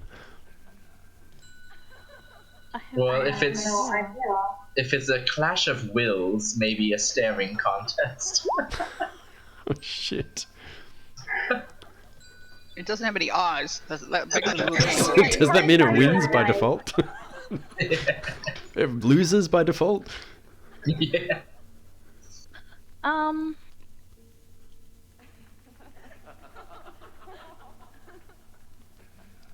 I guess I'm just gonna go because Kaylin supposedly is very good at cards, so she'll play cards.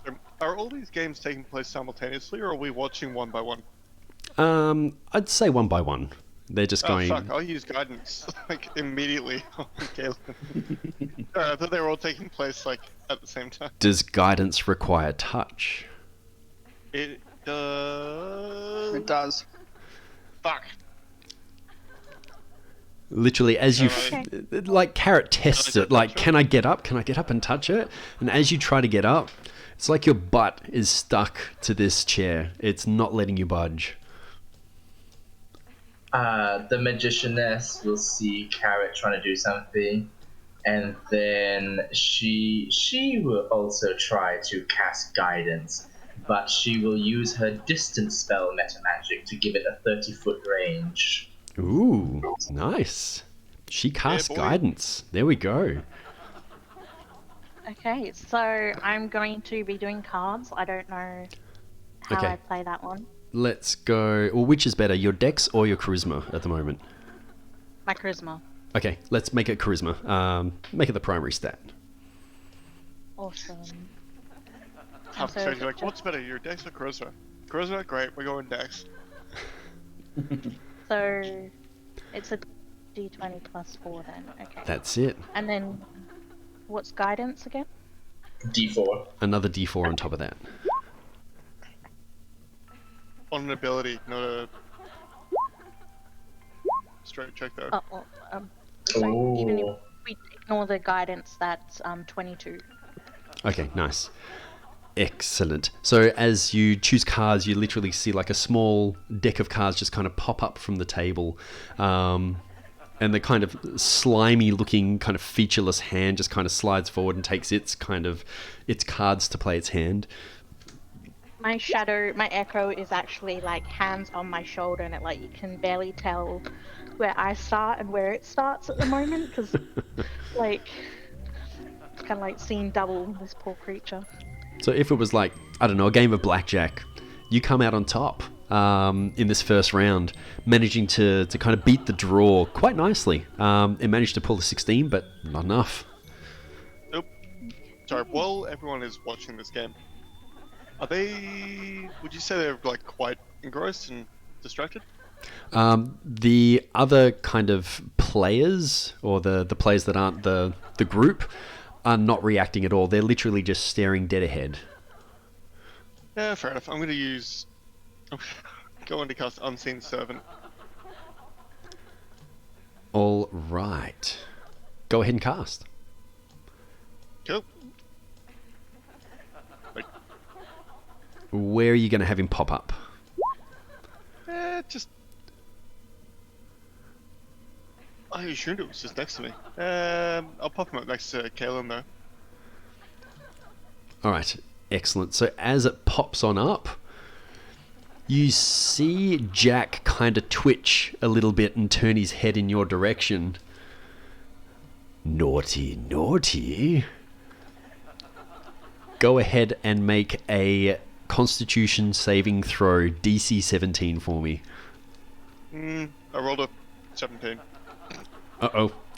Okay, so that you only take half, but he does the same that he's done previously, where he grabs hold of you telekinetically, and bumps you up and down against the... Well, actually, it's only a 15 because you've managed the DC quite nicely. It just kind of lifts you up and then slams you into the chair for 15 points of damage all up. And Since I passed, I'm just going to stare at him the entire time while he does it. nice. Also, is that Character concentration? No. Is Unseen Servant concentration? Oh no, it's just 1 hour. Good question. Nope. Just 1 Nope. hour. Yep. Just 1 hour. Okay. So it's still there. It's still there, but it's just the 15 points. It's 83 minus 15. I can take care of that. 68. Done. Yep. All right. Second. Back to Kaylin's second roll. What a wonderful exhaustion. Oh, Uh-oh. 12. Versus, a 23. Oof, so it's like this motherfucker calls blackjack. Well, it doesn't have a mouth, so it doesn't call blackjack. It just lays out the cards in front and pushes them forward rather gingerly. So that's 1 for 1. Let's go into the next round. Question. Yeah. So, Kaylin being Kaylin, Thieves Guild, skilled with black cards, would have been one of the very first things she was ever taught. Is there a way for her to give herself a extra bonus here? You could try. What would I be rolling?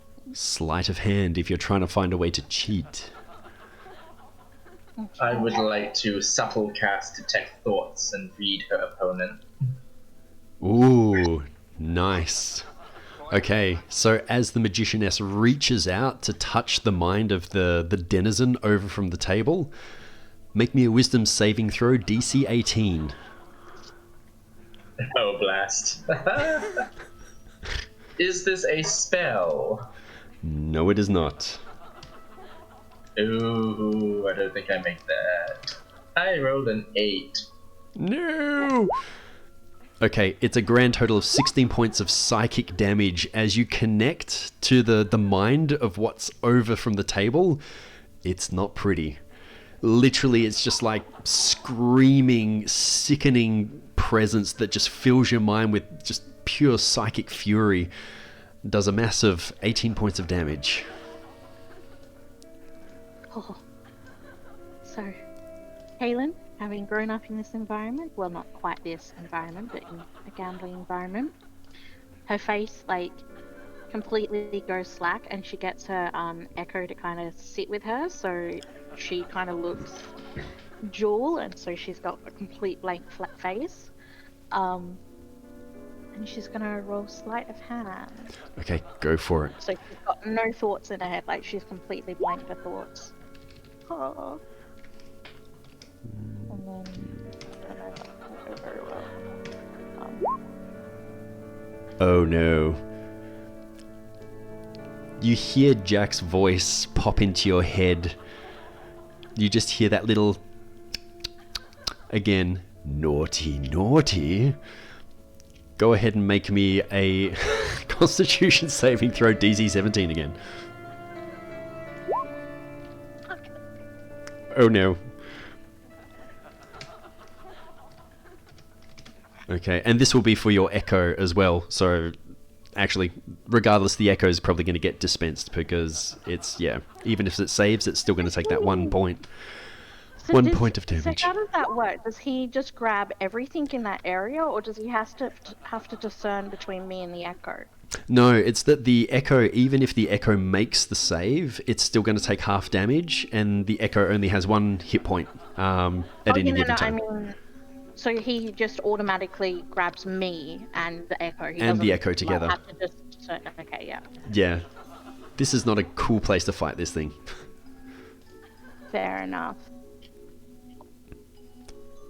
Kaylin will actually kind of like look to him, and instead of having a blank face now, she will kind of like her finger where she was like trying to do something cheeky, taps on the table, like that whole like pinky to forefinger, like And she kind of like gives him this bit of a wry smile, like, damn, can't blame a girl for trying.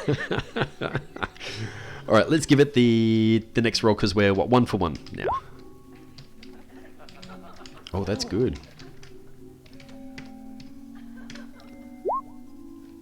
Yes! Boom! Literally, as the cards fall out, and you almost hear Jack sounds almost upset. Really do wish that she was sticking around, but as soon as you place the cards on the table, Kaylin's gone. She's out of that realm now. All right, who have we got next? Sterling. Same thing, Jack asking, so, what's your game of choice? Interesting that you ask me that, Jack. Jack, as being a commander, rank has its privileges. And one of those privileges is that I'll wait to see what happens with the rest of my crew before I go. I hope you have the manners to understand that. Your call. So with that, he looks over towards Carrot. What's your game of choice? I mean, could we just fight?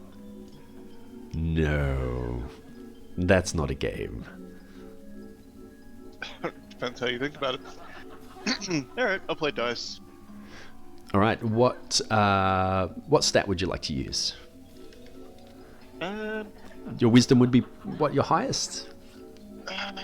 Am I using it as a save or a check?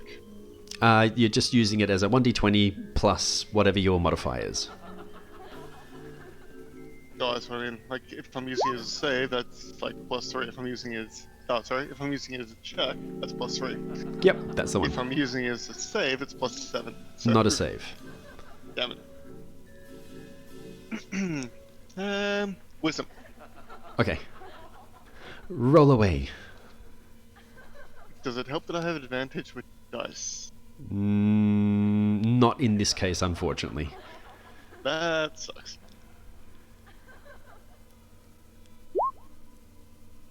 Oh, no, hang on, that was wise. Sorry, I was about to just say, testing something. Okay, all good. I was like, no.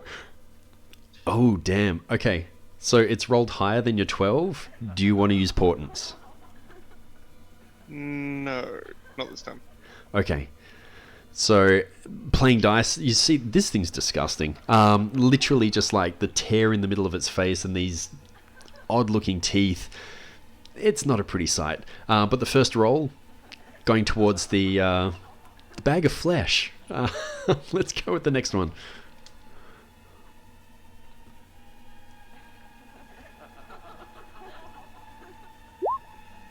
Better. Oh my god! Okay. So I'm as going to turn that into a 12.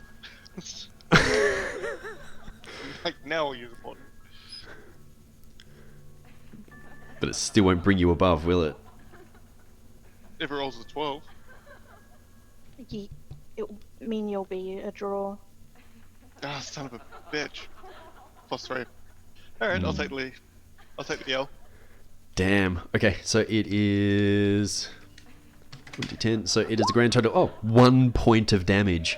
But same as what happened with Lara, you note that what happens. I'm going to roll for this real quick. Okay.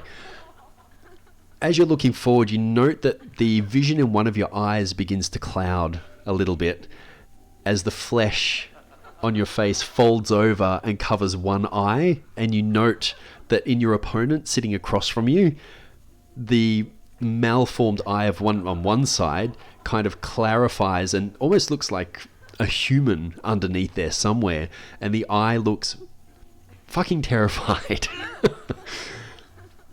We'll keep it there for now. Okay, who have we got next? Magicianess. What is your game? What would you like to play today? She stares at him evenly, noting that it's going fairly poorly for her party. And she goes, what else, Jack? 3 dragon ante. Too good at. Oh, this is going to be fun. You'll note that Jack gets a little bit closer to watch this one. He seems very engrossed in this game. Alright, so feel free to use 1d20 plus your intelligence modifier, because that's probably going to be your best stat. And let's roll off.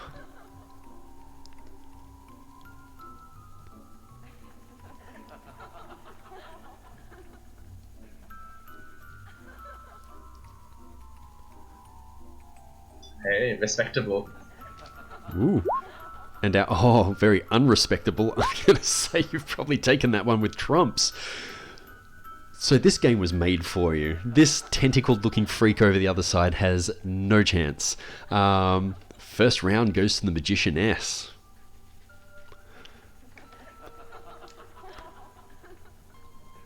How about double or nothing?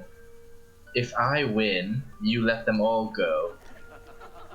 But if you win, I'll stay.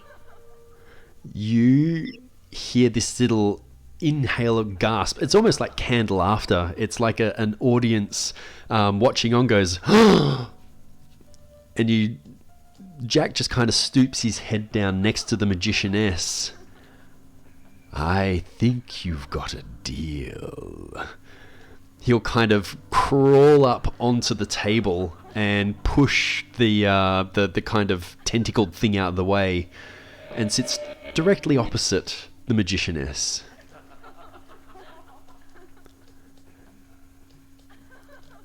Let's So to see be how it clear- rolls. So if I win, we all escape, right? But if you win, I will stay here, but you still let the rest of them go. That's right. Now, no cheating. You see him waggle his finger just in front of the Magicianess again.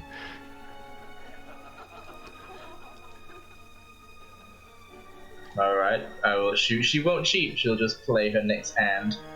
Alright, let's see how it goes.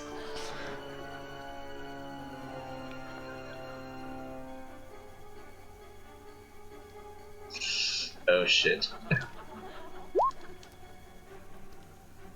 Oh shit, my enter didn't work. Hang on. Let's Ooh, shit. call that a 12 for the Magicianess. Oh! Yeah, go Portents. Her first one was an 18 though. She just happened to hit it twice. That was the last roll. Oh. Nice. So it becomes a 12. 12 on the dice, so what's that, 15 rolled? 16 16 rolled. versus an 11. As everything fades to black, you swear that you can hear Jack screaming in rage. Everyone's out of the manse. That was ballsy as fuck. Good work. Once again, with a little help from my friend. Woohoo! Hang on, I'm just going to grab all our tokens and drag them back. Oh, hang on, I don't think I have to. What am I doing? That's right, I did APIs and shit. Hang on, let me bring us back to here. We should all have the same hit points. Yeah, okay, yeah, it did come across. Alright, so everyone at the same time wakes up in a very panicked sweat. Actually, Weiss and Kaelin are both up already, and you could see in the chat comments, have already seen each other and kind of holding on to each other a bit and going, what the fuck was that? But the rest of the group kind of comes back into being. For some reason Carrots didn't update. I'd like to look at my hand. It's still malformed. Garrett So Swab- you can Oh. see that the skin has kind of, it's like an extreme webbing that's happened between each of the fingers. Doesn't look nice. And also Carrot still has one eye that is kind of like the flesh has melded over. Does it disadvantage him at all? Only to perception. And with Lara, it's only going to be, well, you've got two hands, so it's only going to be disadvantage with a weapon in that hand. Which hand? We'll say it's your left. Which eye? So- And also, how does that hit my perception?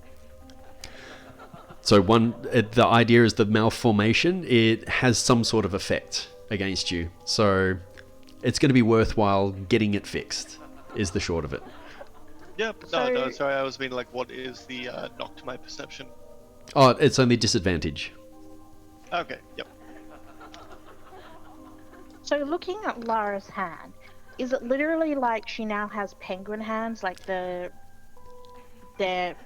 like, well, penguin from Yeah, 90s absolutely. Batman? So if you can Or is it imagine... like fingers have been stitched together essentially? Like you can still tell there was two fingers there. They're just Sure. No, it's more like the manner of the deformities that you could see in the patrons back in the manse. It was like a fusing of flesh. It wasn't so much a stitch. It was more like the melding of flesh, like melted plastic almost. Did you see season 4 of American Horror Story? No. no. I don't watch horror stuff. I've got too active an imagination. It's really not an actual. But so if I put Lara's hand down and got her to trust me well enough, could I cut between her fingers and medically, wrap them back up and give her all 5 fingers back? Impromptu, give it a shot. You can try. You can give it a shot. So let's Lara trust go Kaylin with... enough. I don't know, what Sorry? does Lara think? Is Lara like, yeah, sure, Kaylin, pull that dagger out, let's go for it. Lara's more likely to do it to herself than to let Kaylin do it. Well, I'll suggest it to Lara. Will Lara do it to herself? Because Kaylin has a +0 to medicine. Well, if Lara's doing it to herself, is it her left or right hand that's fused together? And is Lara left or right-handed? We just discussed it's my left hand is fused together, and technically, I believe, am I a dual wielder? No, I think that's just with crossbows. I mean, I am ambidextrous for some stuff, but I'd rather be doing surgery with one hand than the other. So, No, two. I mean, the other option is if it works for your hand, we could cut. What would I be rolling? What would I be doing to carefully, Try that out. basically stab down and pull? Okay. Wouldn't you get your companions to help you, and be ready to heal and so forth, or are you just going to start ab surgery right there and then? It's like, I don't like Well, this cutter. Kaylin's sitting there with her. Does she have a healer's kit? Kaylin's not doing I'm just saying that I'm pretty dexterous. Carrot's got healing. Someone can aid. You don't have to do surgery on your own hand without Would you not say, hey guys, can you give me a hand, or are you just gonna go ahead and do self-surgery? I mean, we can watch if you want. And Kaylin's got her healer's kit ready to wrap her hands for her. So it's just she doesn't trust Kaylin not to. You got 11 Alright, scented does anyone bandages. actually have actual healing magic? I Yes, don't. Carrot. several levels do. I like Okay. lemon-scented healing kit, that's amazing. Alright. Lemon-scented bandages. No, I'd like that's- Weiss to hold my hand down, So, it's fine. You seem pretty Sterling settled to in this fucking course of do the action. stabbing I'm and cutting, Nice. and then to have Carrot on hand for Come on, Carrot, let's go. healing. So who's doing the cutting? You. Excellent. Weiss, I do believe with the insane strength, is holding the hand down. That's correct. So Nice. what am I pulling out a silver dagger? Is that what I'm doing? Sure, yeah. Give Or it am I a using? give it a slice. It's What does that look. involve? I'm gonna say it'd be like a DC 8 dagger attack because she's been held down. It's a team. It's a team effort here. I'm gonna say, look, you're not gonna have a alright, hard time trying to slice through. She's willing. She's able. She's not moving around too much. All right. Well, here we go. So for me, that's a +8 to hit. So I'm just going to use a Nice. D20 roll on the Look at that. on the actual thing. Look at that. As long as it's not a 1. Can I just cast whole person? If it's uncontested, it's actually paralyzed or food. Oh. So that's a 22. That's a 22. Oh yeah, that does it. So like with everyone kind of banding together and a little bit shaken, but quickly kind of rallying around Lara to see if they can help out. And it seems like a good test to see what's going on. Maybe between like the index and the thumb. So Weiss holding down and keeping her steady, and I'm imagining Lara taking a swig of tequila and like, okay, sure, this is going to go great. Biting onto my armor, my leather armor. Nice. And then Sterling very quickly and very aptly kind of slashing through, and the flesh cuts like flesh, like skin. But as soon as it cuts, melds back together. It's pretty quick to ascertain, and I'd say the Magicianess would be able to ascertain this pretty quickly as well. It seems more like a curse than it is just a pure malformed effect. Okay. Do we have magic that can remove this? Or, like even with a rest? Look at No, the team. Not at that level. No, You don't have third level spells, Carrot? Like, not for like proper restoration. I can try a dispel, but Ooh, that could be Oh, so it's a interesting. curse. that's also next rest. Yeah. Right. So Carrot, you don't have third level cleric spells. Just taking a look. With dispel magic. I'm not saying what you got memorized. I'm saying, do you have the capacity to cast third level cleric spells? I do actually, and yes, I've got remove curse. Yeah. Brilliant. Alright, let's take 2 long rests. Would you like to go to Well, sleep again? That's a good point. We don't have to sleep. We can just take a long rest. Yeah, like if we just go sit around for 8 hours, I can switch out one of those spells and take remove curse. I'll just Magicianess will.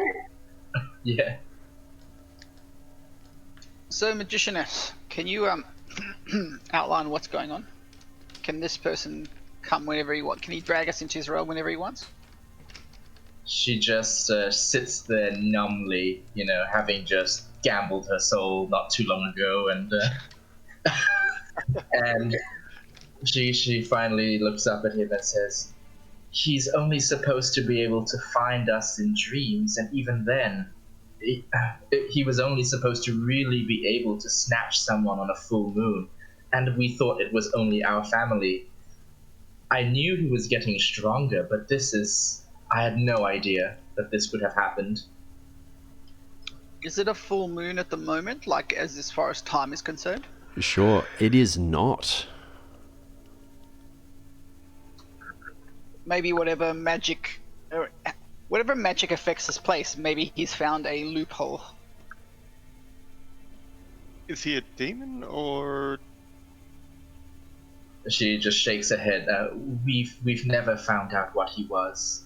No one has been able to go toe to toe with him or get in close enough. So you use him for your power, but he's not a demon per se. Like you haven't made a deal with him to get the power. No, the chest. That's terrifying. Our great grandfather got hold of the chest, and it can conjure whatever we want, and we draw our power from it. But it soon became apparent that it was also the prison for this, and we would be drawn into the manse in our dreams and be forced to invade him every full moon. It was a game of just survival. What if we threw that chest into an extra-dimensional hole? I mean, like, put a barrier between it and us. More than once I've thought about it, but I don't understand enough to be able to say that would work. And who knows, I was hoping he already has my family members, and he very nearly got us. The only way to maybe save them is to further research the lost magics and history up north. That was my intention. Because I knew there was dark magic and dark stirrings afoot, and this is basically the last continent within reasonable reach of me that I could travel under the pretext of performance and try to find an answer. I've got an idea, but I don't think you're going to like it. I don't like what just happened 5 minutes ago, so hit me. Are you willing to sign up a contract and hand over your, let's say sign over your soul to me? She just raises a brow. Are you powerful enough that Sterling gets spells out of this? No, Could you be his patron? no. What I'm trying to point out is that if you have an existing contract with somebody else, it means he has to go through me to get to you. Assuming that he's got to follow certain rules. I just think it'd be fun if Sterling gets Eldritch Blast out of this. I get Sterling's Eldritch Blast. I conjure a bolt out of my hand. Crossbow bolts. Can I do like an Arcana or History check to see if in my reading any... probably there has been myths of, deals to outwit devils and such, but based on whatever she knows about this entity, does she, have any opinion on the matter? Absolutely. So to help it along, look, you would have knowledge on this in your family history. Given through your backstory, I know who the progenitor is for this connection. This isn't your average kind of contract that has been signed. It's not, you've never seen a contract, you've never seen a parchment. That connection happened before you were born. You've just had basically the stories that were handed down from generation to generation to generation, and the warnings and the knowledge that came along with it. You've never seen a contract per se. You've always just felt that this has been probably more of a curse than a blessing on your entire family.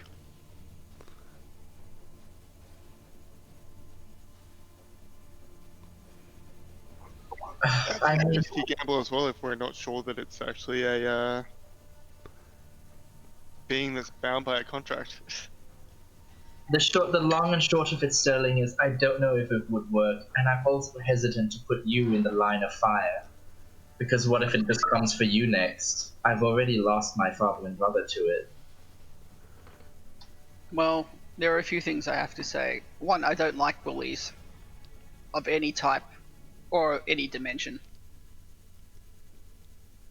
And when you've been through war and you've crawled through pits and of death and blood and ichor, not a lot scares me. I look at you all as being family, and as such, I consider it my role to stand between the darkness and yourself. That is who I am. I think Magicianess just sobs a little bit, quite touched. And, yeah. Sorry, go ahead. That's no, well it's okay. placed. I'm waiting till everyone's done. A very quick one as well. Everyone gain point of inspiration just for RP in general and the camaraderie. Freaking stellar. Oh, son of a bitch, I already have inspiration for some reason. I should have used that earlier. That's true, I totally forgot. Can I get the super inspiration thing? Well, it's not Just the one. inspiration, it's a point. But would Kaylin, because Kaylin doesn't necessarily What's a point of inspiration?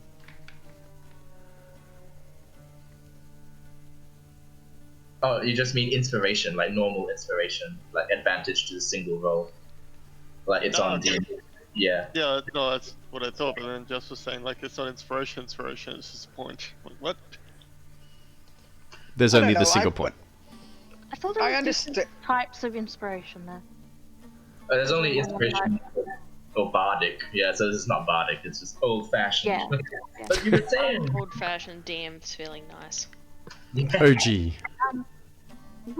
So Kaylin doesn't necessarily commune with Raven Queen, not like a cleric or anything, but because she does regularly pray and there's a weird channel of communication through dreams and that,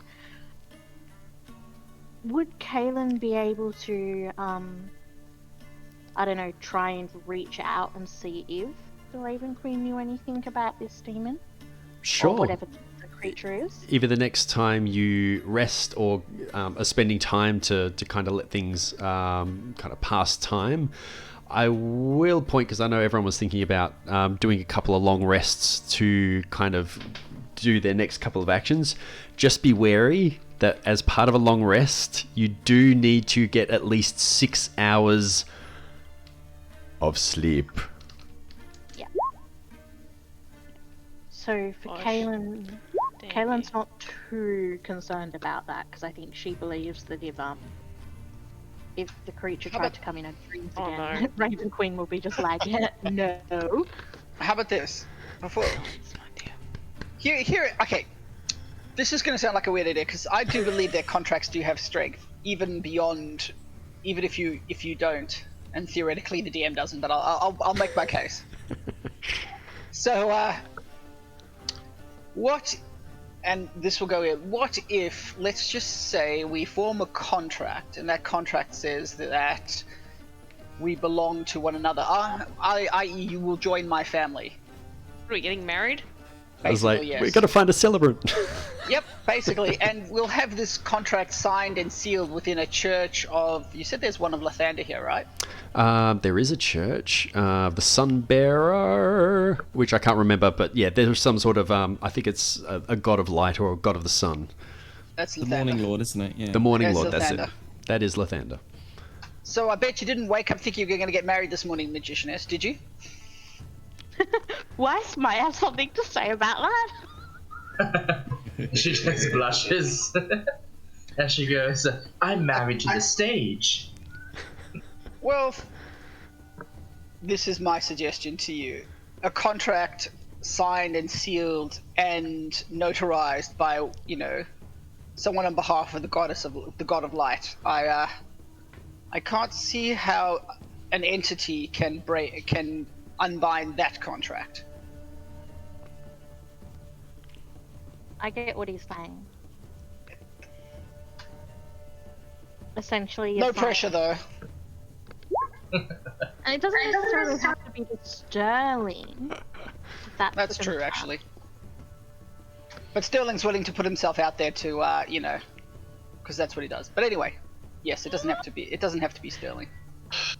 I will start planning a magic wedding. So we actually do become a D&D polycule. Those are two big words for Sterling to understand. But he'll nod. He'll go, yeah. Kaylin will just start giggling because she knows what it means, and no, Sterling doesn't. Aww.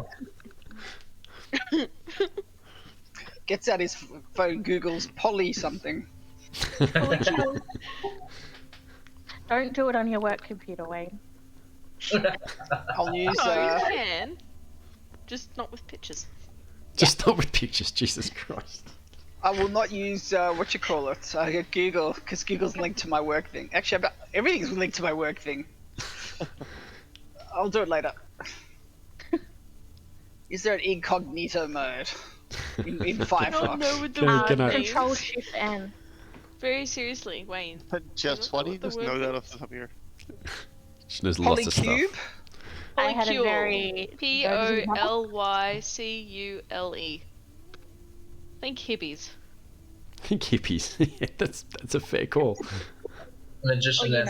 Any millennials these days. Oh, well, not A millennials. polycule is No. a connected network of people in a non-monogamous relationship. The term apparently likens a network to a model of chemical molecules, which uses lines, circular shapes, and symbols to indicate the bonds between atoms. Yeah, definitely. Yeah. Sterling Aww. nods, goes, yep, it sounds exactly like that. Let's bump neutrons. Oh boy. I would Hello, also, Magicianess. What's the answer?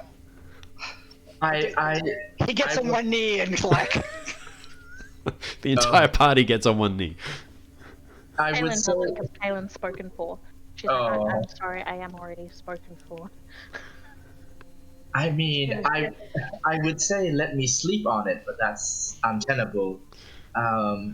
I would just like to say that I truly appreciate all of you sticking up for me back there in that awful place. It was the first time I've ever been in the manse that I wasn't alone.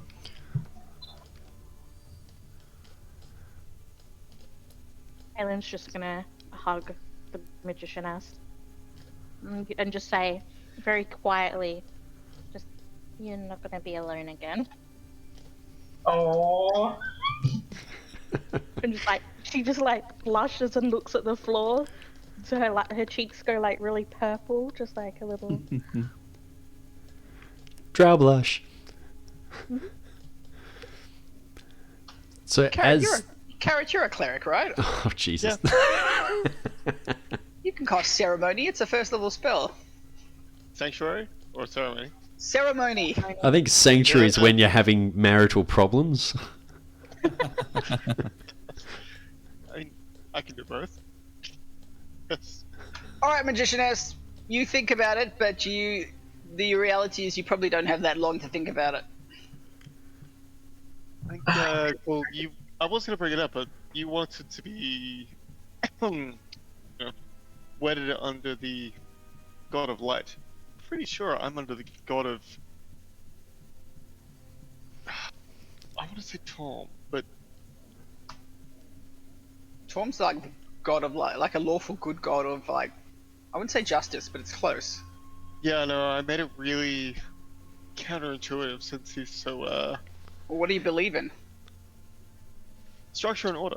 But, like, he's just really chaotic as he does it. Just... Structure and order, but he's a chaotic. Yeah. Well, So, like, lawful neutral he's would be really how. chaotic, and then he uses his god to, like, just pull shit back into line. Well, lawful neutral is Helm. I don't know. Maybe Timora. Maybe you're not Luck, are you? No, was it? We were peace, weren't we? Yeah, no, I'm definitely a peace cleric, but luck is more my alley.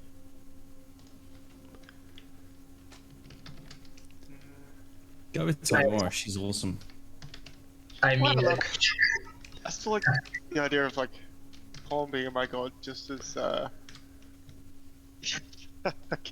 something unexpected. Oddly enough, I You're think you're like the black sheep of the temple of Helm. originally we went with Eldath, but look, if you want to change it, that's fine. So it was the green goddess, or the mother guardian of groves. Eldith is the goddess of peace, whereas Helm is the god of protection. both seem fitting. I'd say that if you went with protection, you'd get away with the chaotic a bit more. Yeah, I kind of like the flavor of just going against my god that often and then just using him to fix shit. I sent you a little message DM. Oh. Yes, you did. My bad. Only literally just that second, so. Okay. Thanks for the heads up. It basically goes, the message says, Cam, I don't want to get married. Make it happen. No, I'm just Help. asking an unrelated question of lore. I swear. I'm mulling it over. Like the part of me that it's like, you know what? It's so crazy. It just might work. And then the other part of me is like, I don't want to drag you all into this. That in a way that could possibly damn you. Nah, looking at it, Cav, I'm gonna stick with Eldath. It was a Okay. good call to start with. Okay. Yeah, she's pretty good. She's pretty cool. There's a certain kind of what's the word I'm looking for? It's getting late. there's like a path of least violence. She tries to keep as amicable as possible, but she's also a guardian of groves, so there is still that kind of protection element to her as well. Oh, pacifist. That's what I was thinking of. Any waters blessed by her known to cure sickness and madness. That's right. Does it work in real life? I hope so, because I can really do with that. Can I try and bless the water and splash it on my face? So... From your understanding as a cleric and your connection to Eldath, you would need to find somewhere in nature, like a spring or a kind of natural body of water that you would probably need to bless, which would be some sort of ceremony which you have access to. So look, it could be something that you try out, but probably sticking your fingers in the bedpan next to you to try and bless the liquid that's over there probably isn't going to work. Well, what if Yeah, we worth a shot. what if we went to the temple and asked if we could rest in there? Because it's holy ground, right? Maybe this thing can't get past there. We could, like, I don't know, do it in exchange for like a favor or some jobs to do. A place to rest. I do think that would be wise. They might have some defenses, a sanctuary for us to spend our nights whilst in town. Question, DM question. Yeah. Helen would be okay to rest in a God of Light's temple, right? We'll find out. Because Raven Queen's not evil. She's just Dark. the goddess. Yeah, she's just the goddess of what Yeah, comes between life and death. Caleb, I think if you walk into a temple, I don't think you automatically burst into flames. I think it Not should be automatically. okay. Someone's got to Like- cast fireball. Yeah, I mean, just don't fuck around with their stuff. Find a seat, sit down, don't touch anything. I'm sure you'll be okay. So it's not like when I go to church and No, it's not like real life No. where you do suddenly burst into flames. okay. I I mean, love no it. guarantees Magicianess is going to be the one to start smoking, She just sits in there. Nice. I sent another ping, lovely DM. Oh, excellent. Thank you for letting me know. Like, I'm gonna take this okay. back to. Sorry, I'm gonna take the YouTube channel back to your mood music. I just really don't want to lose one. Oh, no, that's all good. You can drop that mood music if you want. It's a bit calmer now. It's not as calm as what would like YouTube took me to afterwards. Oh dear. I guess what we've now But this is pretty awesome, actually.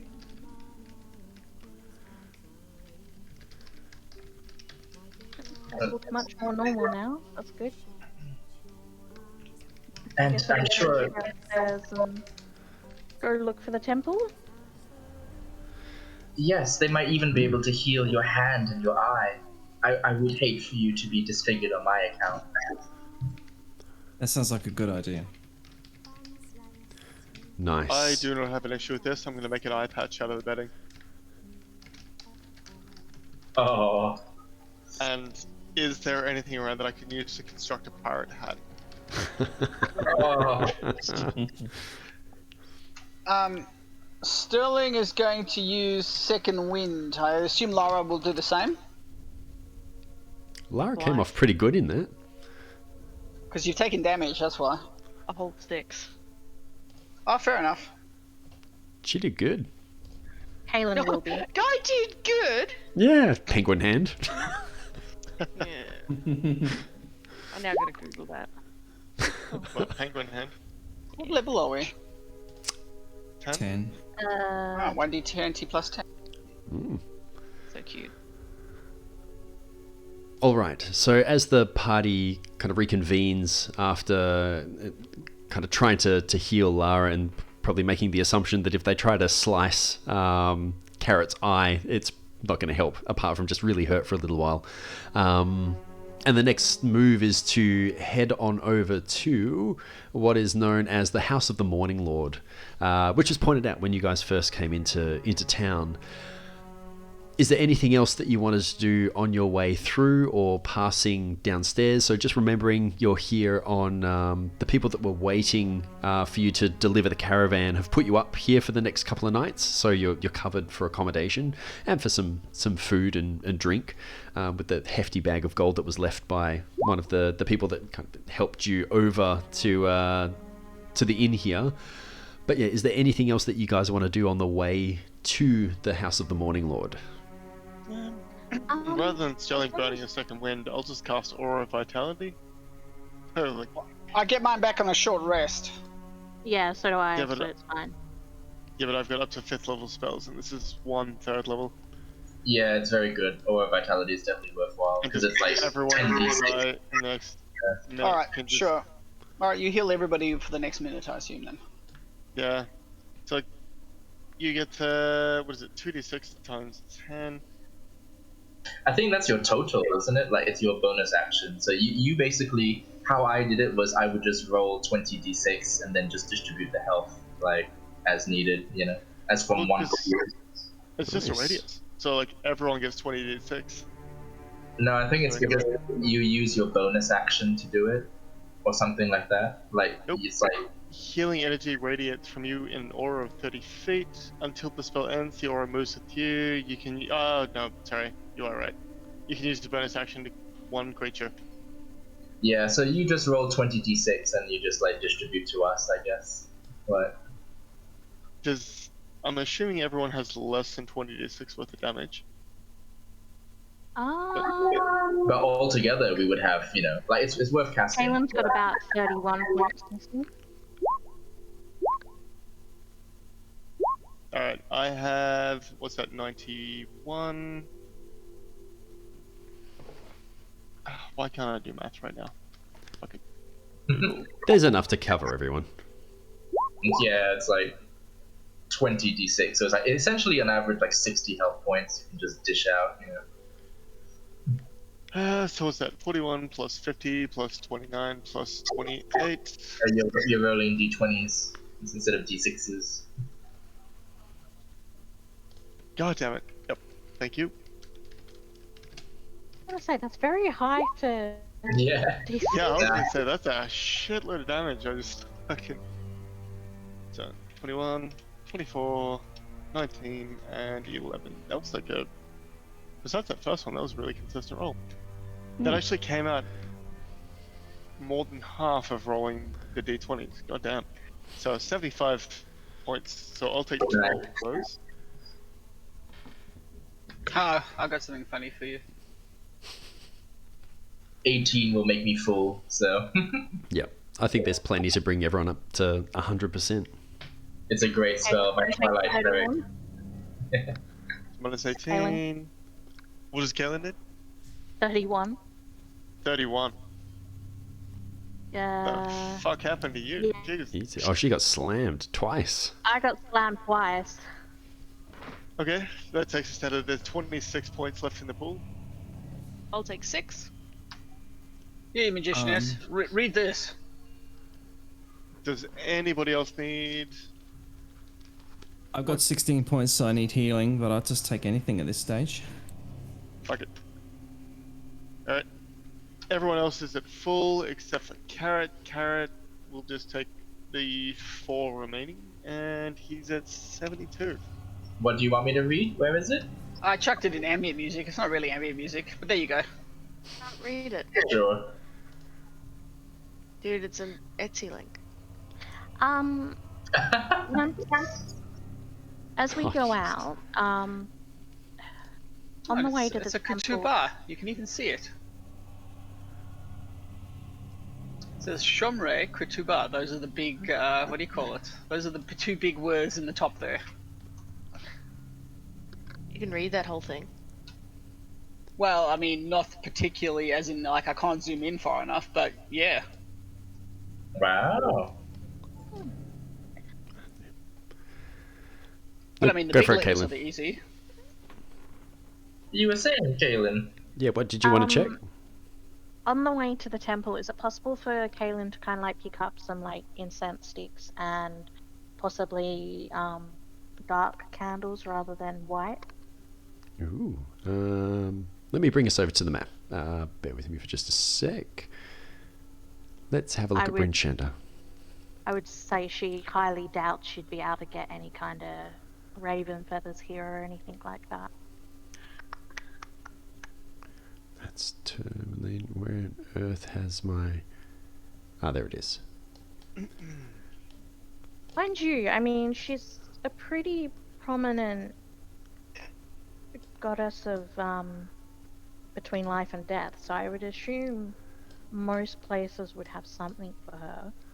So let's have a look. So you're up here at the North Look, and the Morning Lord's not too far away.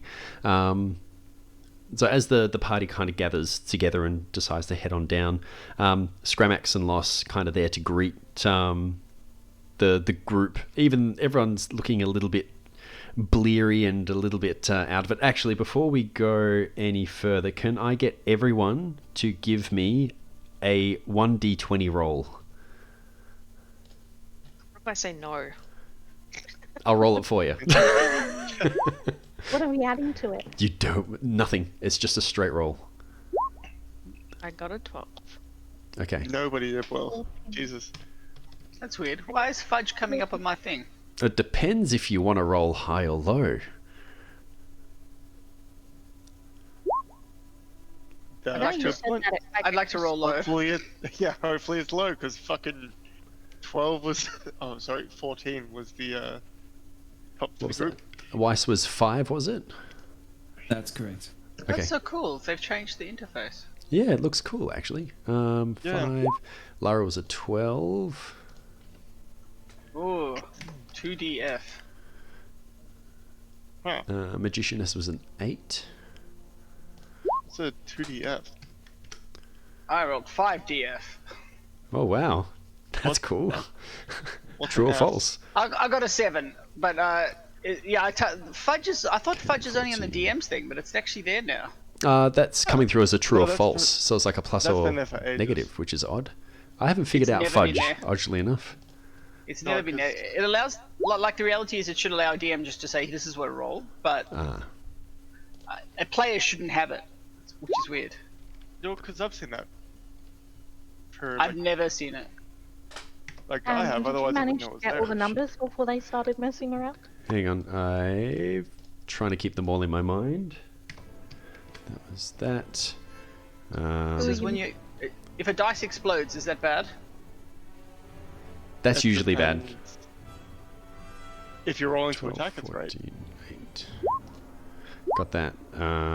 Yep, got that.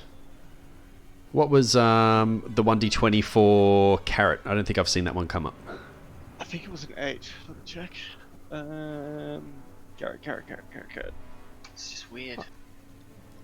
No, that was a 2df. Sorry. No, whether... Carrots didn't come through. No, Nope. that's weird, because I rolled it straight from... Alright. Carrot also rolled 2DF. I got a 10. Okay, we got a 10. You can see a 10 now. Got it. Okay. Yeah, it's re-rolled.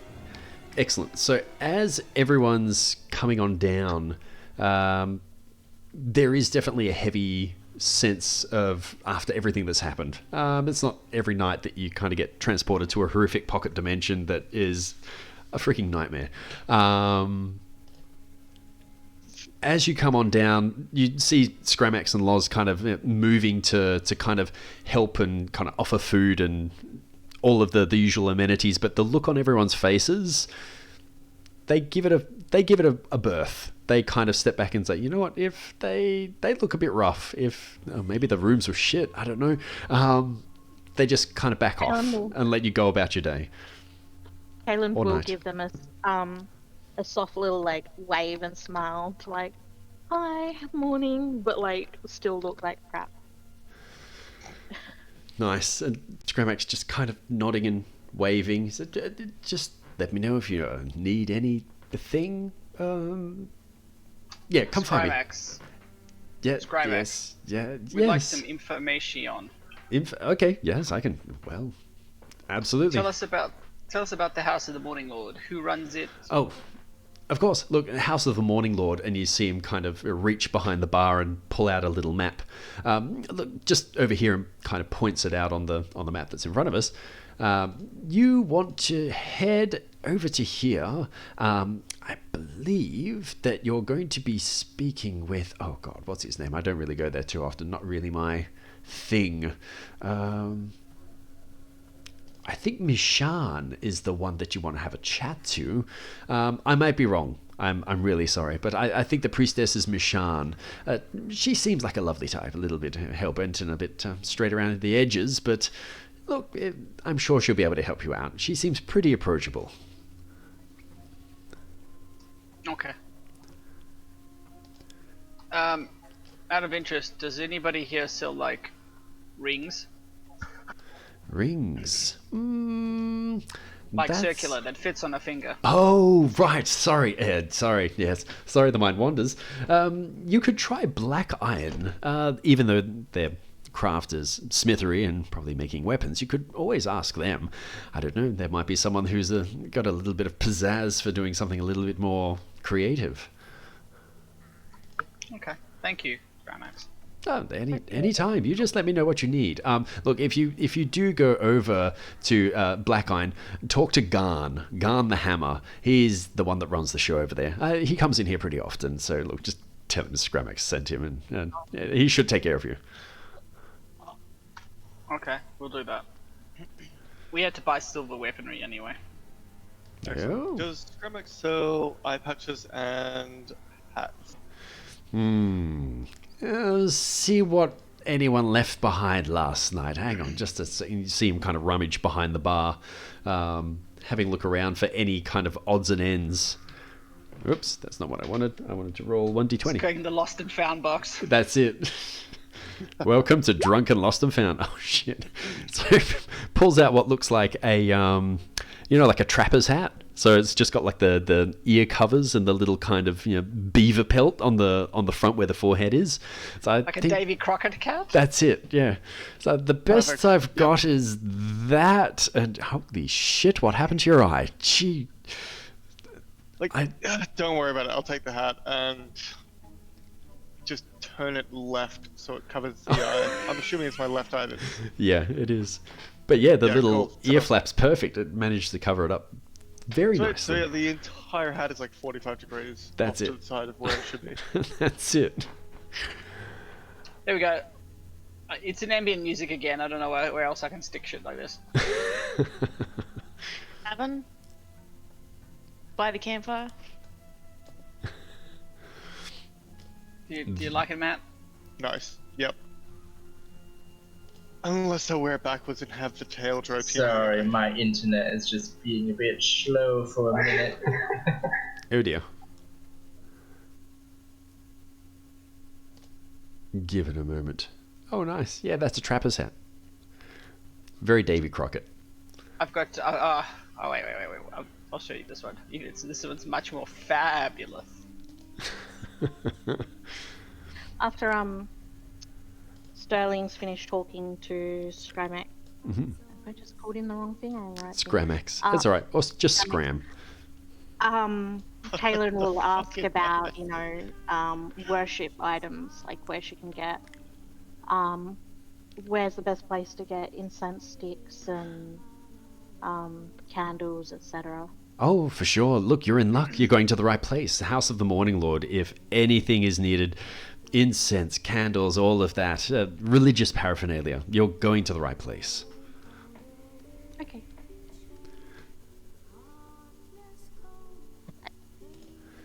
And give it. Kaylin won't ask anything further. She'll stop herself from asking. Okay. All right. He sees the hesitation. He kind of moves forward a little bit as if to say, no, tell me. And then he backs off. He's like, no. Internalizing as, I think they've had a hard enough night. I wonder if they're one of those polycubic... No, of course not. Look, you just let me know if you need a hand with anything else. I'm here to help you. Thank you. And Kaylin will start to head out, I guess, if everyone's going. Sorry, my internet was really crap for a couple minutes back there. What did I miss?